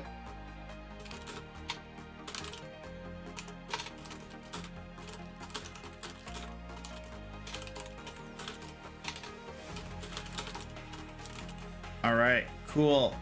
I love it.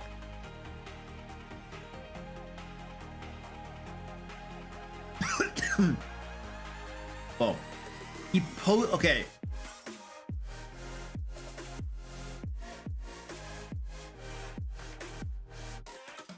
He rarely, if ever, blinks. Oh, that's cool.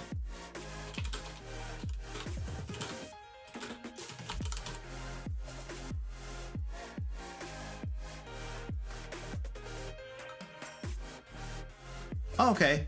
I like that one. This could be a mannerism, maybe, or a note. Maybe a note. He always offers advice on dungeon delving. That he's read about in books, but it's rarely more than generically useful advice.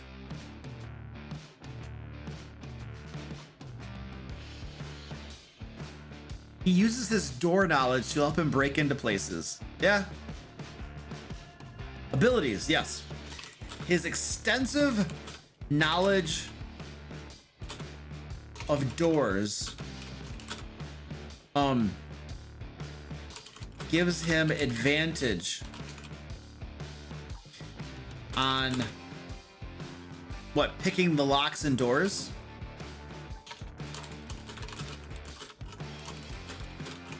There we go. All right, what do we got? What else we got? He doesn't speak, just nods and shakes his head or points. Oh.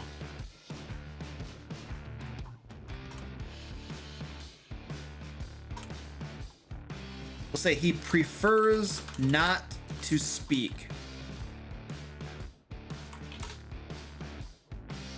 And instead just nods, shakes his head, or points.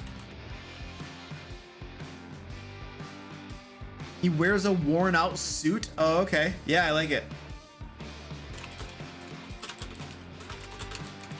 All right, cool. What else? He has a photographic memory and remembers every book he reads. Okay, I like that. For talent. Cool. What else? He just removes the hinges of the doors. Well, the hinges of doors are usually put on the inside part of the door, so it's harder. It's not easy to remove them from the outside. But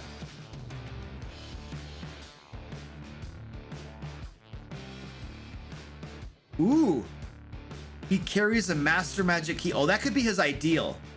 So he hopes to one day craft a master key that can unlock any door. Nice.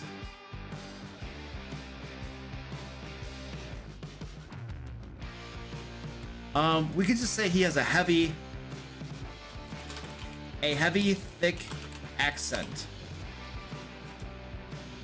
with rolled R's.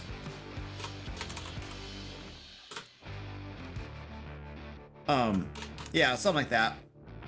I don't want to use Russian because, like, in the game world, that's not a thing. You know, it doesn't exist. So I don't know.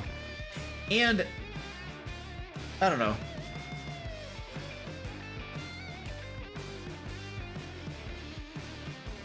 Kind of creepy.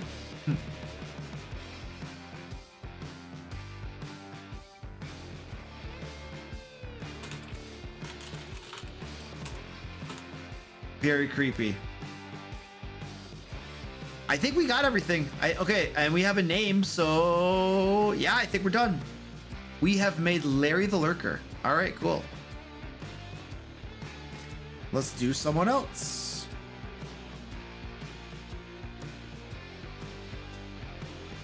NPC. All right. Oh.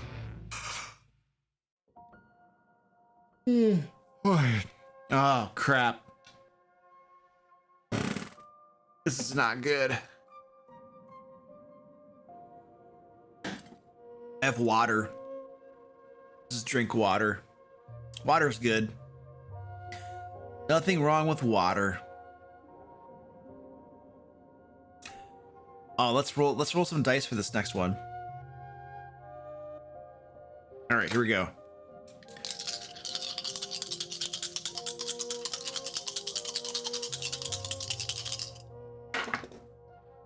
All right, we have an eye, a guy hitting a ball, and it looks like it's some sort of like monster, like an ogre or something. Here, put it a little bit closer.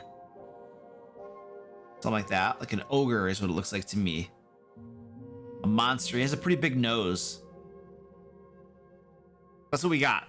So ideas based off of those things.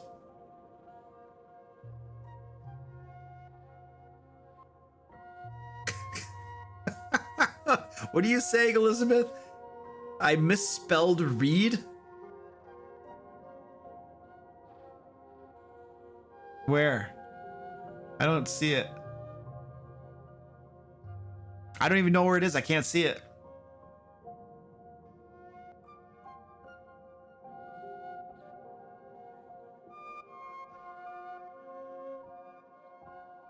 Oh, okay, I got it. Red. Okay, I got it. I got it. I got it. I got it. Cyclops. Ooh. Ooh, a Cyclops. Yeah, let's do a Cyclops. Let's do a female Cyclops. Because we've been doing a couple males here. Female Cyclops. What about a profession? A female Cyclops athlete.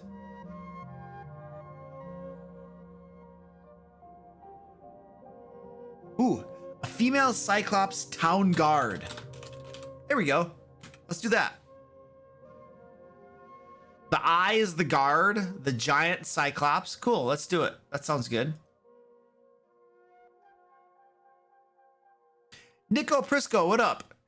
I didn't know it was Friday. Yeah, it's Friday, man. We're happy.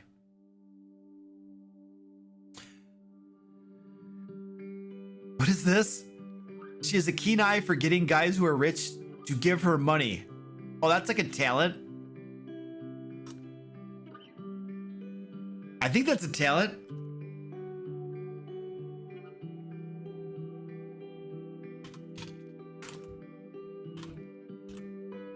She has a keen eye for spotting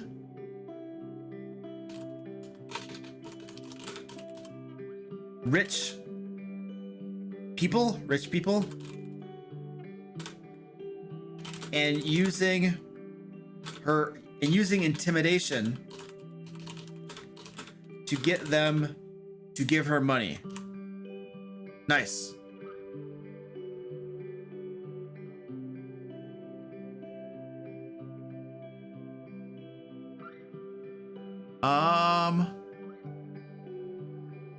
She's really into old Greek Olympic games of strength. Yeah, that could be like a ability.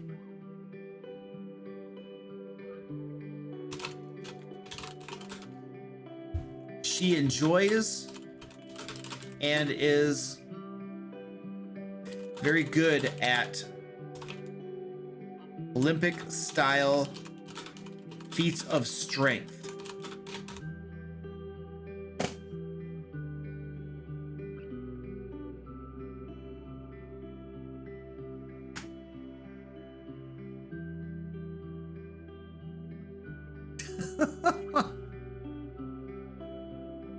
Appearance. She wears an eye patch on one side of her head to make it look like she had two eyes at one point.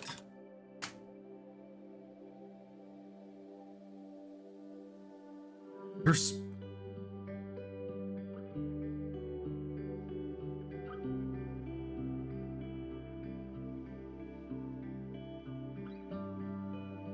all right, we're just gonna take care of that.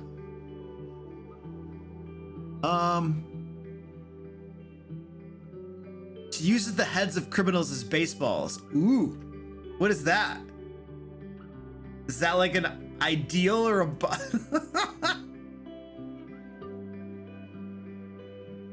she enjoys using the heads of criminals as baseballs as their punishment. And there was something. Oh yeah, Danny. That was there were several messages there that I was just like, nope, goodbye.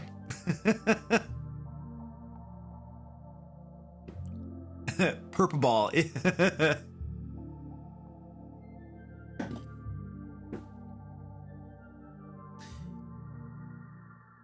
There we go. She has a pet rabbit named Bugbear. Oh, that's cool.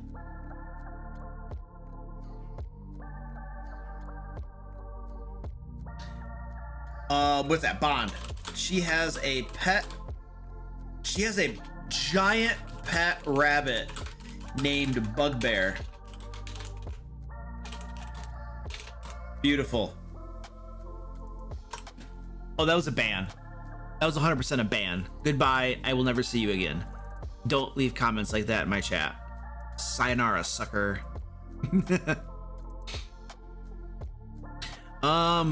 Secret. She has an irrational fear of halflings. They creep her out. Ooh, I like that. She's like afraid of stepping on them.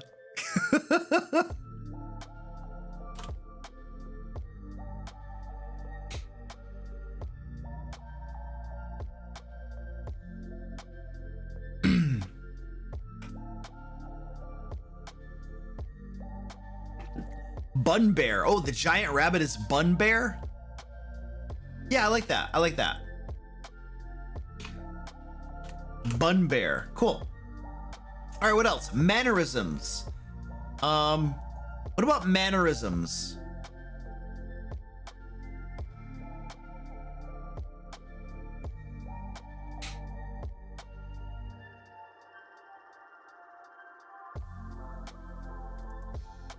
The eye patch disguise is totally ineffective in fooling anyone. Yeah, I like that idea.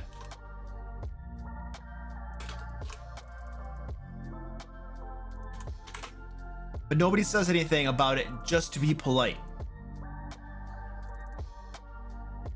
Oh, she picks her teeth. Oh, yeah. Constantly picking her teeth with a spear, with a man's person with a standard sized spear, which works quite well as a toothpick for her.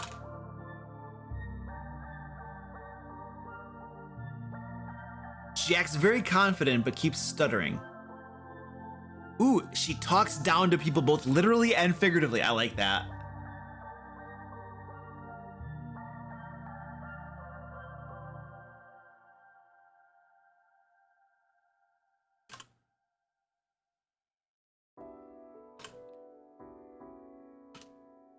All right, cool. Let's do I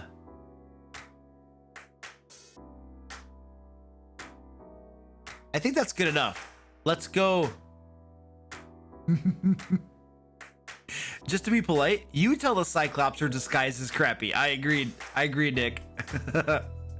Yeah, let's ooh, Fernia Pretty Eye. Oh, I like that.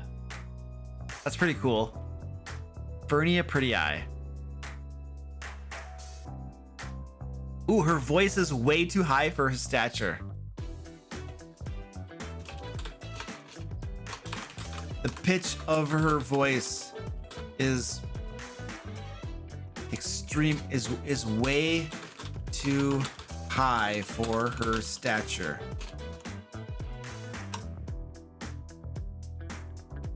Myopia? Wait a second. Is that a play on words? Myopia? Isn't that like something like to do with eyes? That sounds like it's something to do with eyes. The Hall of Fame says very low. It sounds like your lunch lady from middle school. Gosh.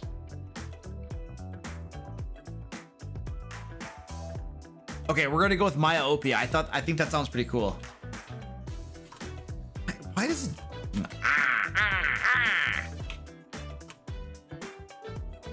Myopia. All right, cool. Yeah, I think it's a play on words.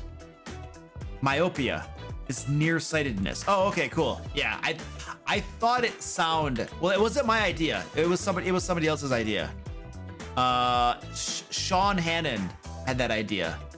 Yeah, it's very clever. I like it. Good job, buddy. That's pretty cool. Myopia. Whee! All right, let's do another one. How many we got so far? 1, 2, 3, 4, 5, 6. We've done 6 of them so far. Cool. Insert, quick parts, NPC template. Nice. All right, let's rock and roll. I gotta turn my fan off. I'm getting cold. There we go. Oh man, I'm tired. Oh.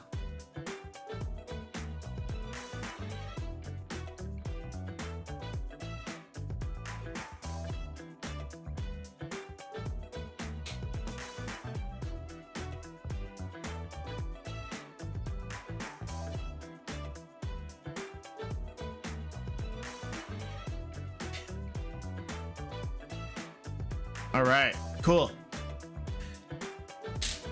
Roll dice.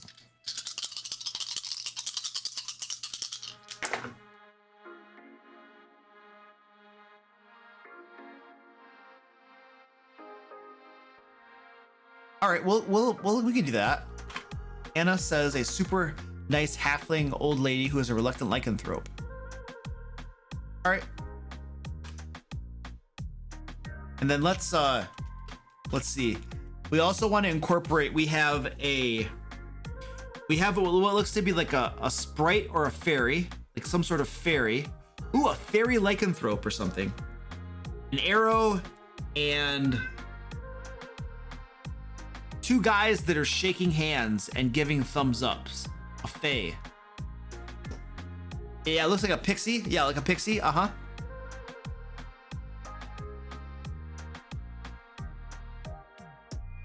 A fae or a pixie, an arrow, people shaking hands.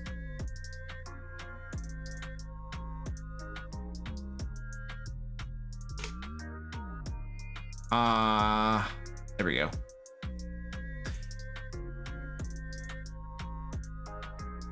So we have a super nice halfling old lady who is a reluctant lycanthrope. That's our base. That's what we're using. So, oh, she has a pixie tattoo. Ooh. On like the side of her neck. Yeah.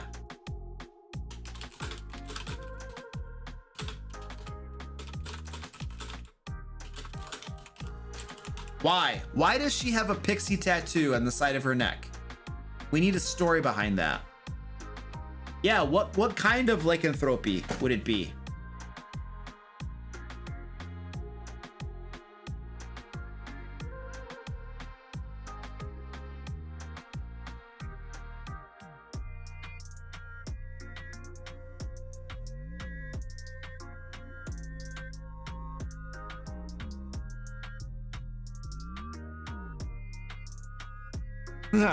Mr. Ruggs, what up? Welcome back.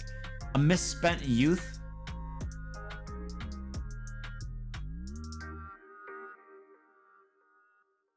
Ooh, a tattoo. A lost forbidden love. Oh, nice.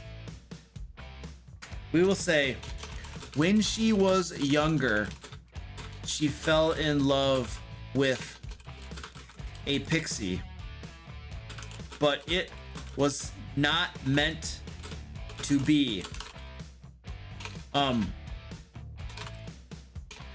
They're two peoples, the halflings and pixies, forbid their union and drove them apart. Cool. A were-ferret?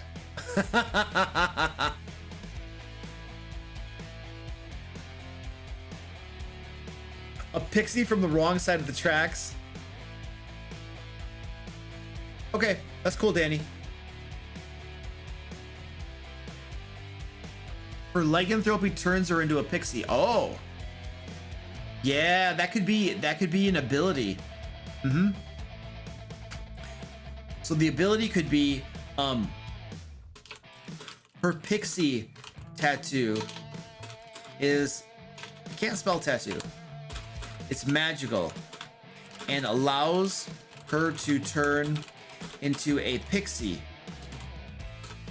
once a day.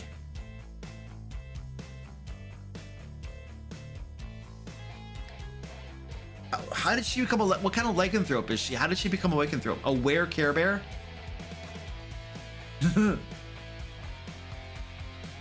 Ooh, she speaks softly.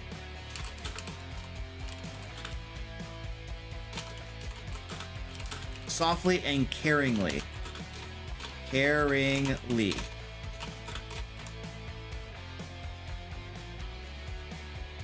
Ooh, an addiction to pixie dust. Oh, I love it. Oh, yeah. A strong addiction to pixie dust.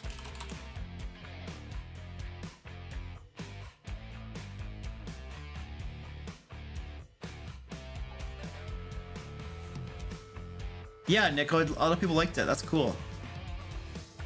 Like the stream. Give it a thumbs up. Okay, yeah. We will say that she was inflicted with werebear lycanthropy.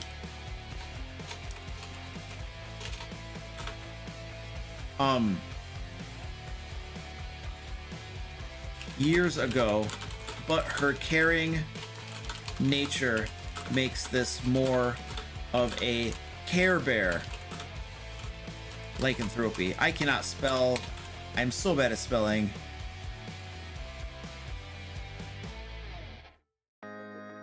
Okay, what else we got?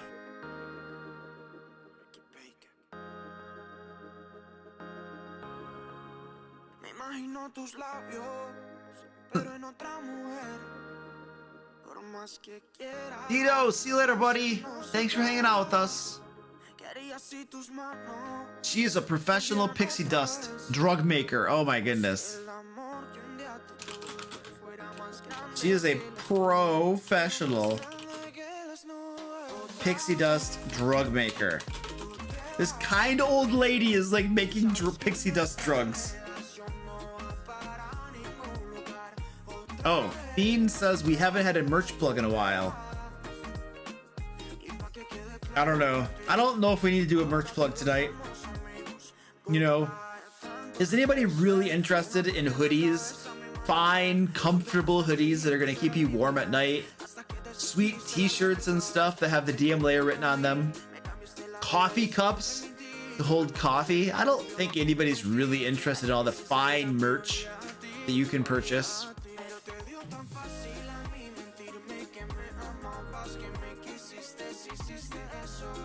Oh, Adrian likes hoodies? Well, Adrian, if you like hoodies, I have news for you. Right below this stream, there's merch that can be purchased. Beautiful hoodies can be had for a low, low price of whatever is listed down below.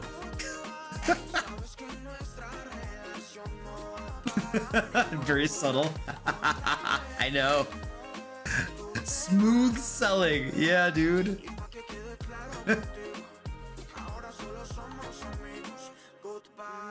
Okay, I gotta go back to my bus. Okay.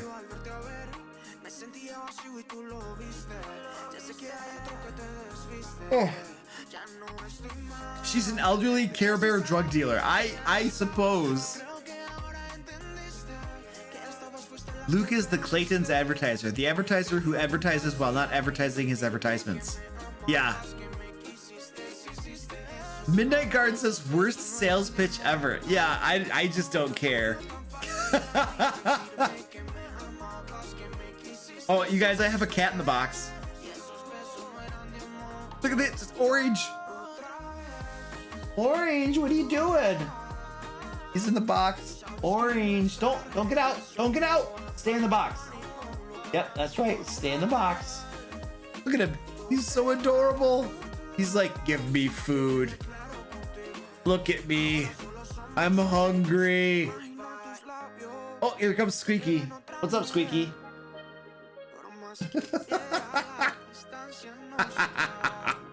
We're going to stare at you, human. I saw your merch plug.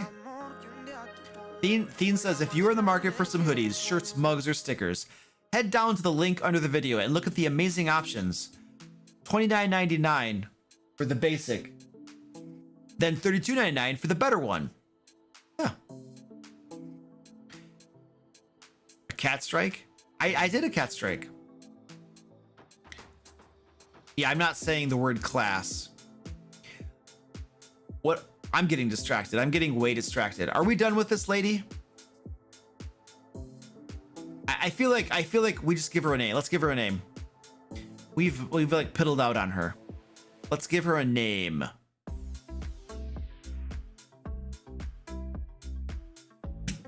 A boxed cat called 1-800-CAT-BOX.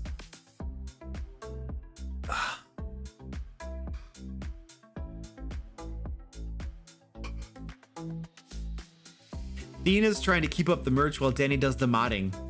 Take some of the responsibilities off her shoulders. Grandma Dusty? Oh, I like that.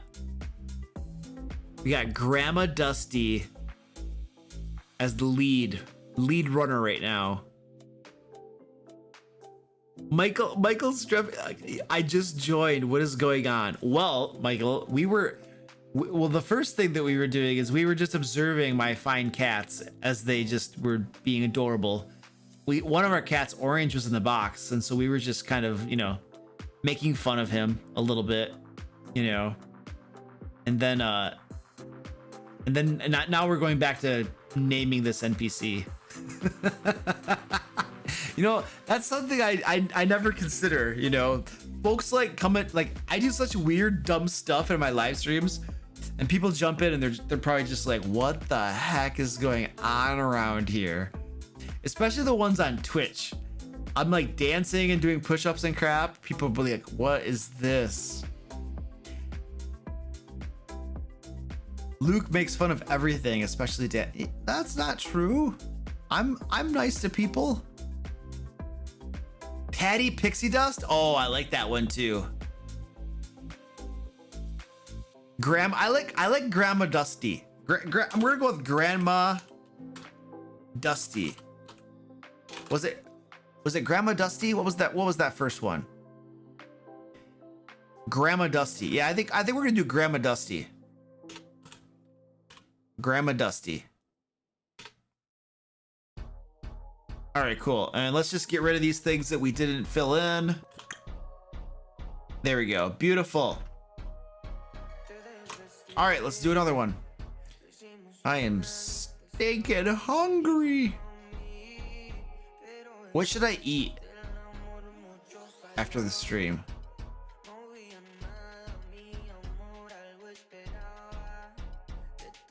All right, let's roll some dice, get some inspiration. Drug Lord Grams Dusty. Lycanthropic drug dealing halfling elders. Oh man, barbecue. I actually have barbecue. I have some barbecue ribs up in the fridge. I'll probably will eat those actually. That sounds so good. Oh my goodness. I can't. Coffee. Who eats coffee? All right, here we go. Ooh, I got a cat, an abacus, and some stairs that go down into a hole. AJ Silver Radio says you're leaving your diet up to us. Is that wise? I don't know. It might be. It might be eat all of the ribs. Sean, I'm still gonna eat the ribs, dude. I don't know if I can eat all of them. I don't have.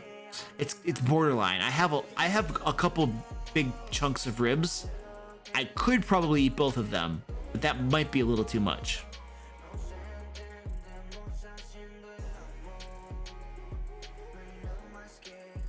A tabaxi collector who also collects fine wine. Well, we already did a tabaxi tonight, so I don't want to do a second tabaxi. But something to do with cat. A talking cat. Ooh. Yeah, we're not doing it. We're not gonna. Cat familiar. Oh, I like that. A cat familiar. Yeah. Is this we're gonna do a guy this time. So, what if it's a wizard?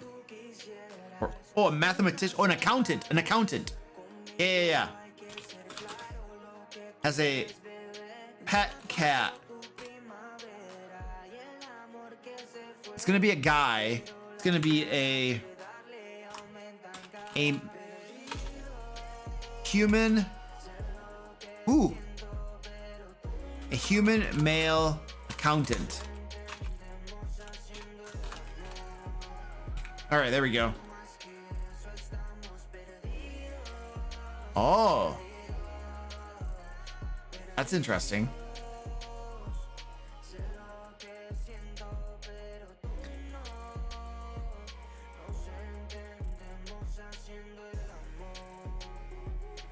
A dude haunted by an ethereal cat. Ooh. All right, so we have a human male accountant. He has a pet cat. Let's get some interesting details about this guy. Let's flesh out some details about him.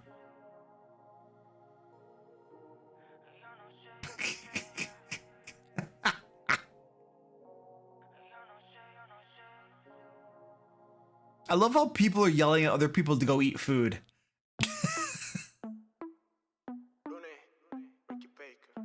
The cat does the math. The accountant is terrible. Ooh. Oh, secret. This could be his secret. All right, so. Dang it. This ticks me off. Why can it not just work?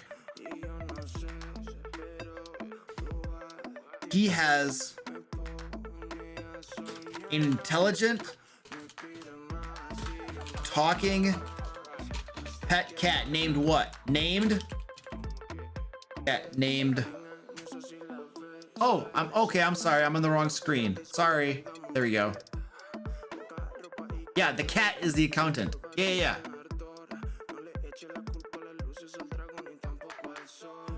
Pencil? Sterling? Ooh. Let's do Sterling. Named Sterling.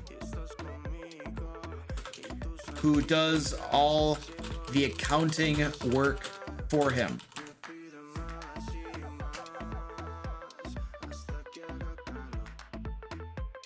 All right, let's get some appearance for him. Appearance and mannerisms.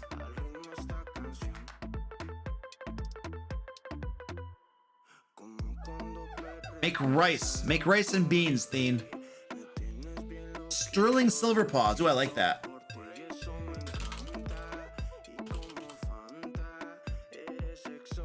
Spammer has died.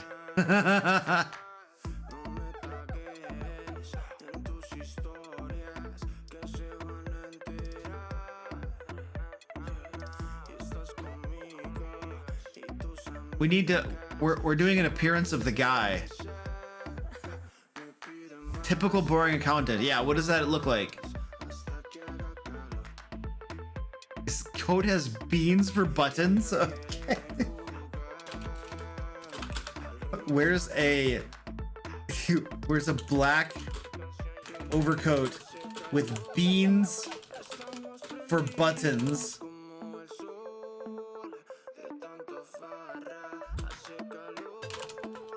Skinny with a slight punch to his back.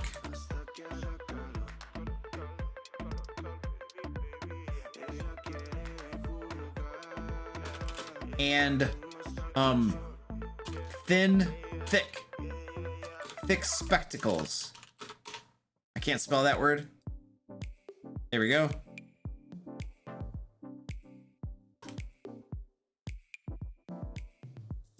All right, cool. What about mannerisms and voice? Let's go to mannerisms and voice. Give me some ideas for that. Mannerisms and voice. He whines when he talks.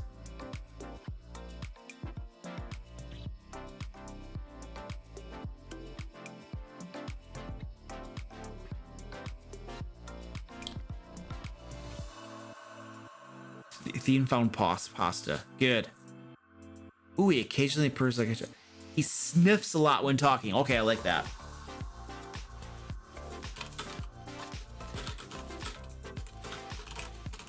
Cool. He sniffs a lot when talking. Crikey, mate.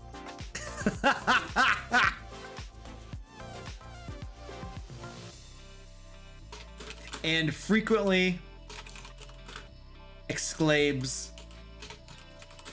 crikey, mate.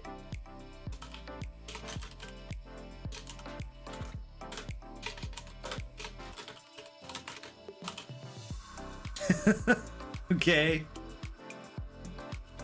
Ooh. Oh, he sniffs a lot when talking due to cat allergies. Okay, cool.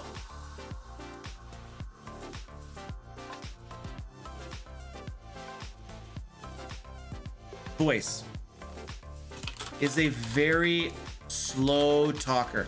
He's a very slow, meticulous, monotonous talker. That is, you guys, like, that's something that's difficult for me. Like, slow, meticulous, monotonous talkers, like, oh, it's very frustrating to me. I'll just be like, just spit it out, just say it, come on, go. Like, I'm a fast talker and stuff, so like when I'm like interacting with someone who's like just very slow and meticulous and deliberate when they're talking, it's like super like frustrating to me. I'm just like, go faster, go faster. Yeah, like the sloth working at the BMV. Yeah, totally. Yeah. You're imagining the critic from Ratatouille or whatever? Yeah. Players. Okay, cool. What else we got? Abilities. Talents, ideals, bonds, any of that stuff? We don't have to have those things, but...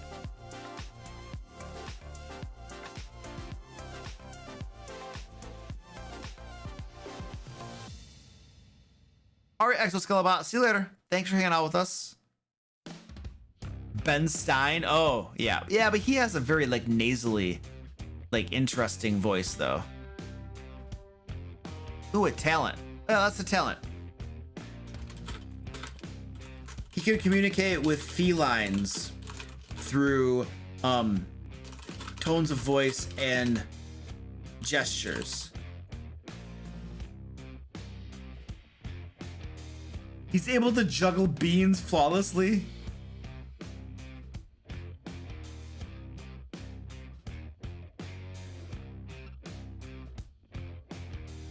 Did he just mispronounce Ratatouille?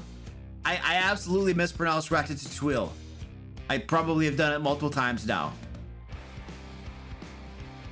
Ratatouille. Ratatouille. I don't know. Who knows how to pronounce that stuff? That's not even English, dude. What do you want from me?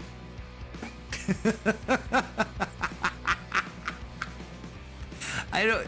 You guys, how many times have we talked about my pronunciation of stuff? Like, why have we not just given up on my being able to pronounce things? I feel like we should just call it a day and accept that I will never pronounce things properly.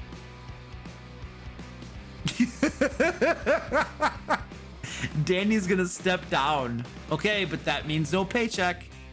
I'm just saying. So just keep that wrench, just clench that wrench and bear through it. All right, are we done with this accountant? I don't feel like we're getting anything else here. Oh, I'm so hungry. Don't talk about food. Ratatouille. Oh, barking cricket. Yes, Ratatouille. You've already got your coffee. Enderwarlock says, never give up, Luke. We won't. It's a peasant dish.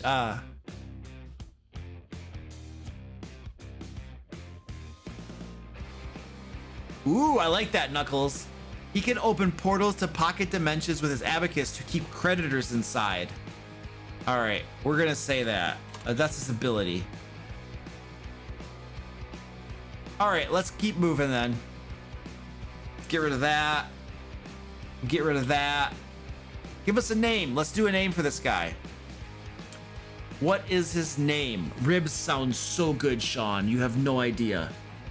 Some barbecue sauce slathered over top of them. Slabbered or slobbered or something on top of them. I'm gonna slobber.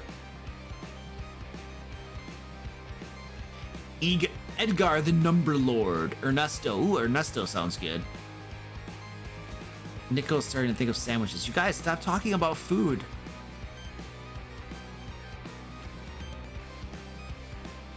There's no Marcus. There's no spots left on the Patreon for what? For like to play D&D or something? What were you looking for on there, dude?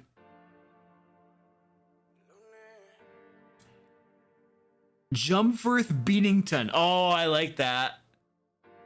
Bartholomew Skinflint. Oh, we're naming the human.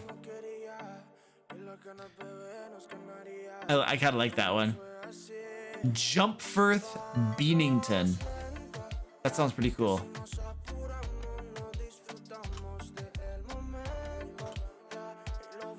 Jumpforth Beanington. Awesome. How many have we done so far? 1, 2, 3, 4, 5, 6, 7, 8. We've done 8 of them. We have like 8 minutes left.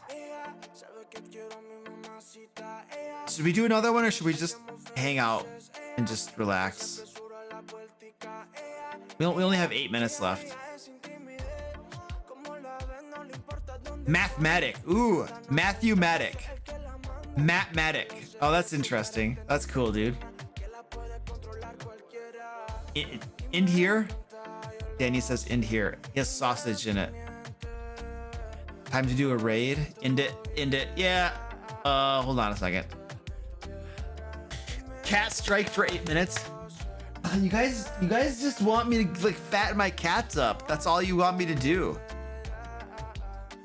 Sean says, hang out. You're famished. Cut yourself a break, man. All right, you got it, Sean. I almost beat you to that, Danny. I almost got you.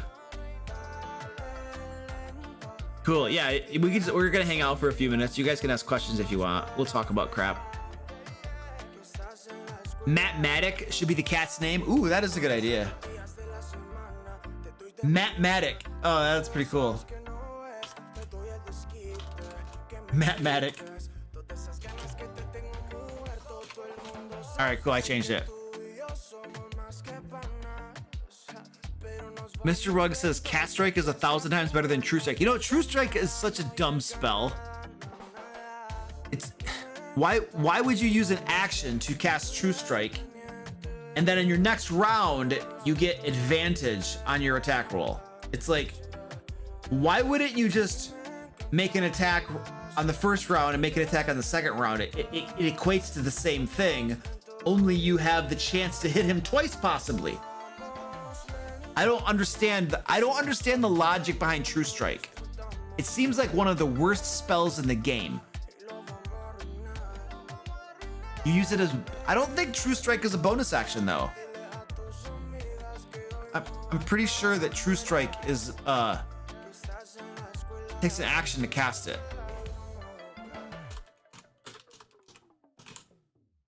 We're gonna look it up right here. True Strike. It's an action. It's a full action. Why would you do that?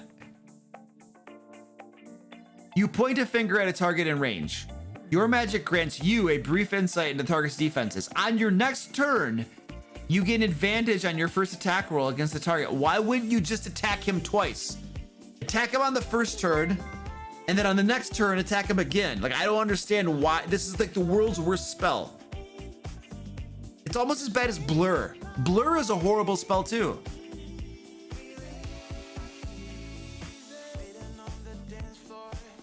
Ooh, spam. Spam is good meat. Yeah. So like, True Strike is horrible. I also want to look at Blur. Let's rant about Blur, about how horrible the Blur spell is. It's just downright bad. Okay. So, your body becomes blurred, shifting and wavering to all who can see you. For the duration, any creature has disadvantage on attack rolls against you. Okay. So, dude, but it's a concentration spell and it lasts for 1 minute. It's concentration. Okay, so you're not going to be doing anything else really cool. Now, if you compare, that's a second level spell. If you compare that to Mirror Image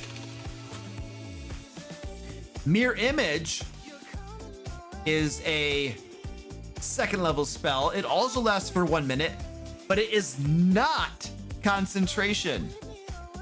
And it gives you like 3 or 4 duplicates around. It's just a better spell. It's totally a better spell. I don't know why anybody would use Blur. Maybe for a rogue or a class that's not going to concentrate on another spell, yes. But for a spellcaster, it's a bad choice. Mirror image is better in my opinion.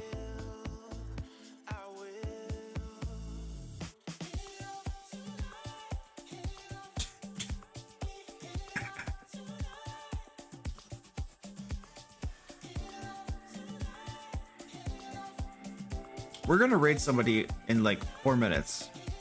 We're gonna go. We'll raid somebody. Jan Shavik says, I loved Blur on my high AC spell Blade Singer with what? With shield spell. Yeah, I mean, that's fair. A Blade Singer is often attacking. I mean, that does make sense, dude.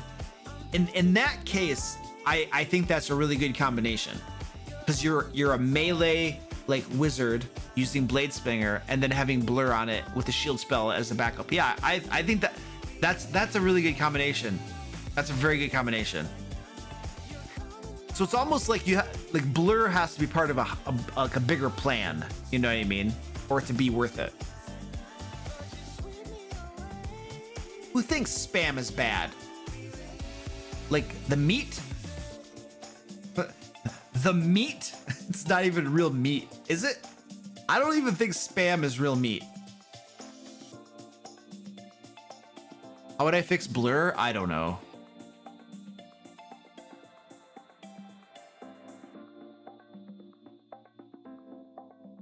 I don't know. Probably make it so that it has a 1 minute duration. It's not concentration. But if somebody hits you, it stops functioning until the beginning of your next turn. So I would probably make it similar to a Cloak of Displacement. Because if you're taking away concentration, you got to make it a little bit less powerful, say. So that's probably how I would do it.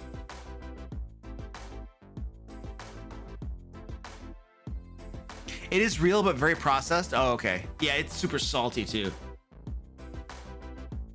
Okay, Nick, see you later, man. Thanks for hanging out.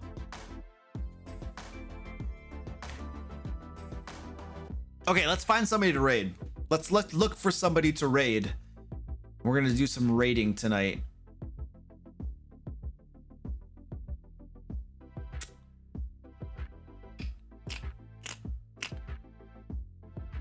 Why does YouTube not tell me who's live that well?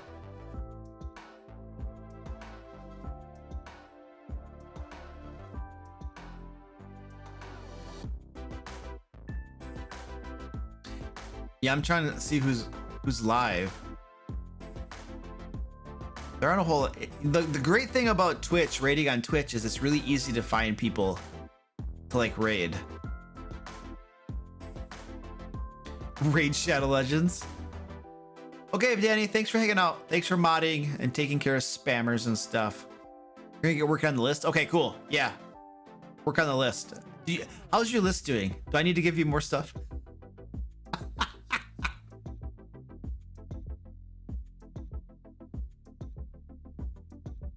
I don't think Arcane Arcades is on right now. I don't think they're doing. Why? You're gonna be kidding me. They're live and I'm subbed to them. This ticks me off so bad. YouTube ticks me off so bad. This is why I don't want to stream on YouTube anymore. Look at this. I am subscribed to Arcane Arcade. I am subscribed. You can see that I'm subscribed to them. And yet over here in the left-hand side, it does not tell me that they are live. It so ticks me off. Man, it's so dumb. Yeah, YouTube live streaming is just a deplorable state of affairs. You look sincerely furious. Well, it's bad. YouTube has all of it's just stupid. Okay, let's go over to these guys. Let's just raid these guys real quick. So we're gonna raid Arcane Arcade. Right there's the link, ladies and gentlemen. Head on over there. Say hi to folks over there. just be like, you know, the DM Lair is raiding you. What up? I don't know. So I'll see you guys over there, and then we'll have a stream again on Monday over my Twitch channel. So hope to see some of you there. But we are done for tonight, and see you later. I'll see you over in the raid.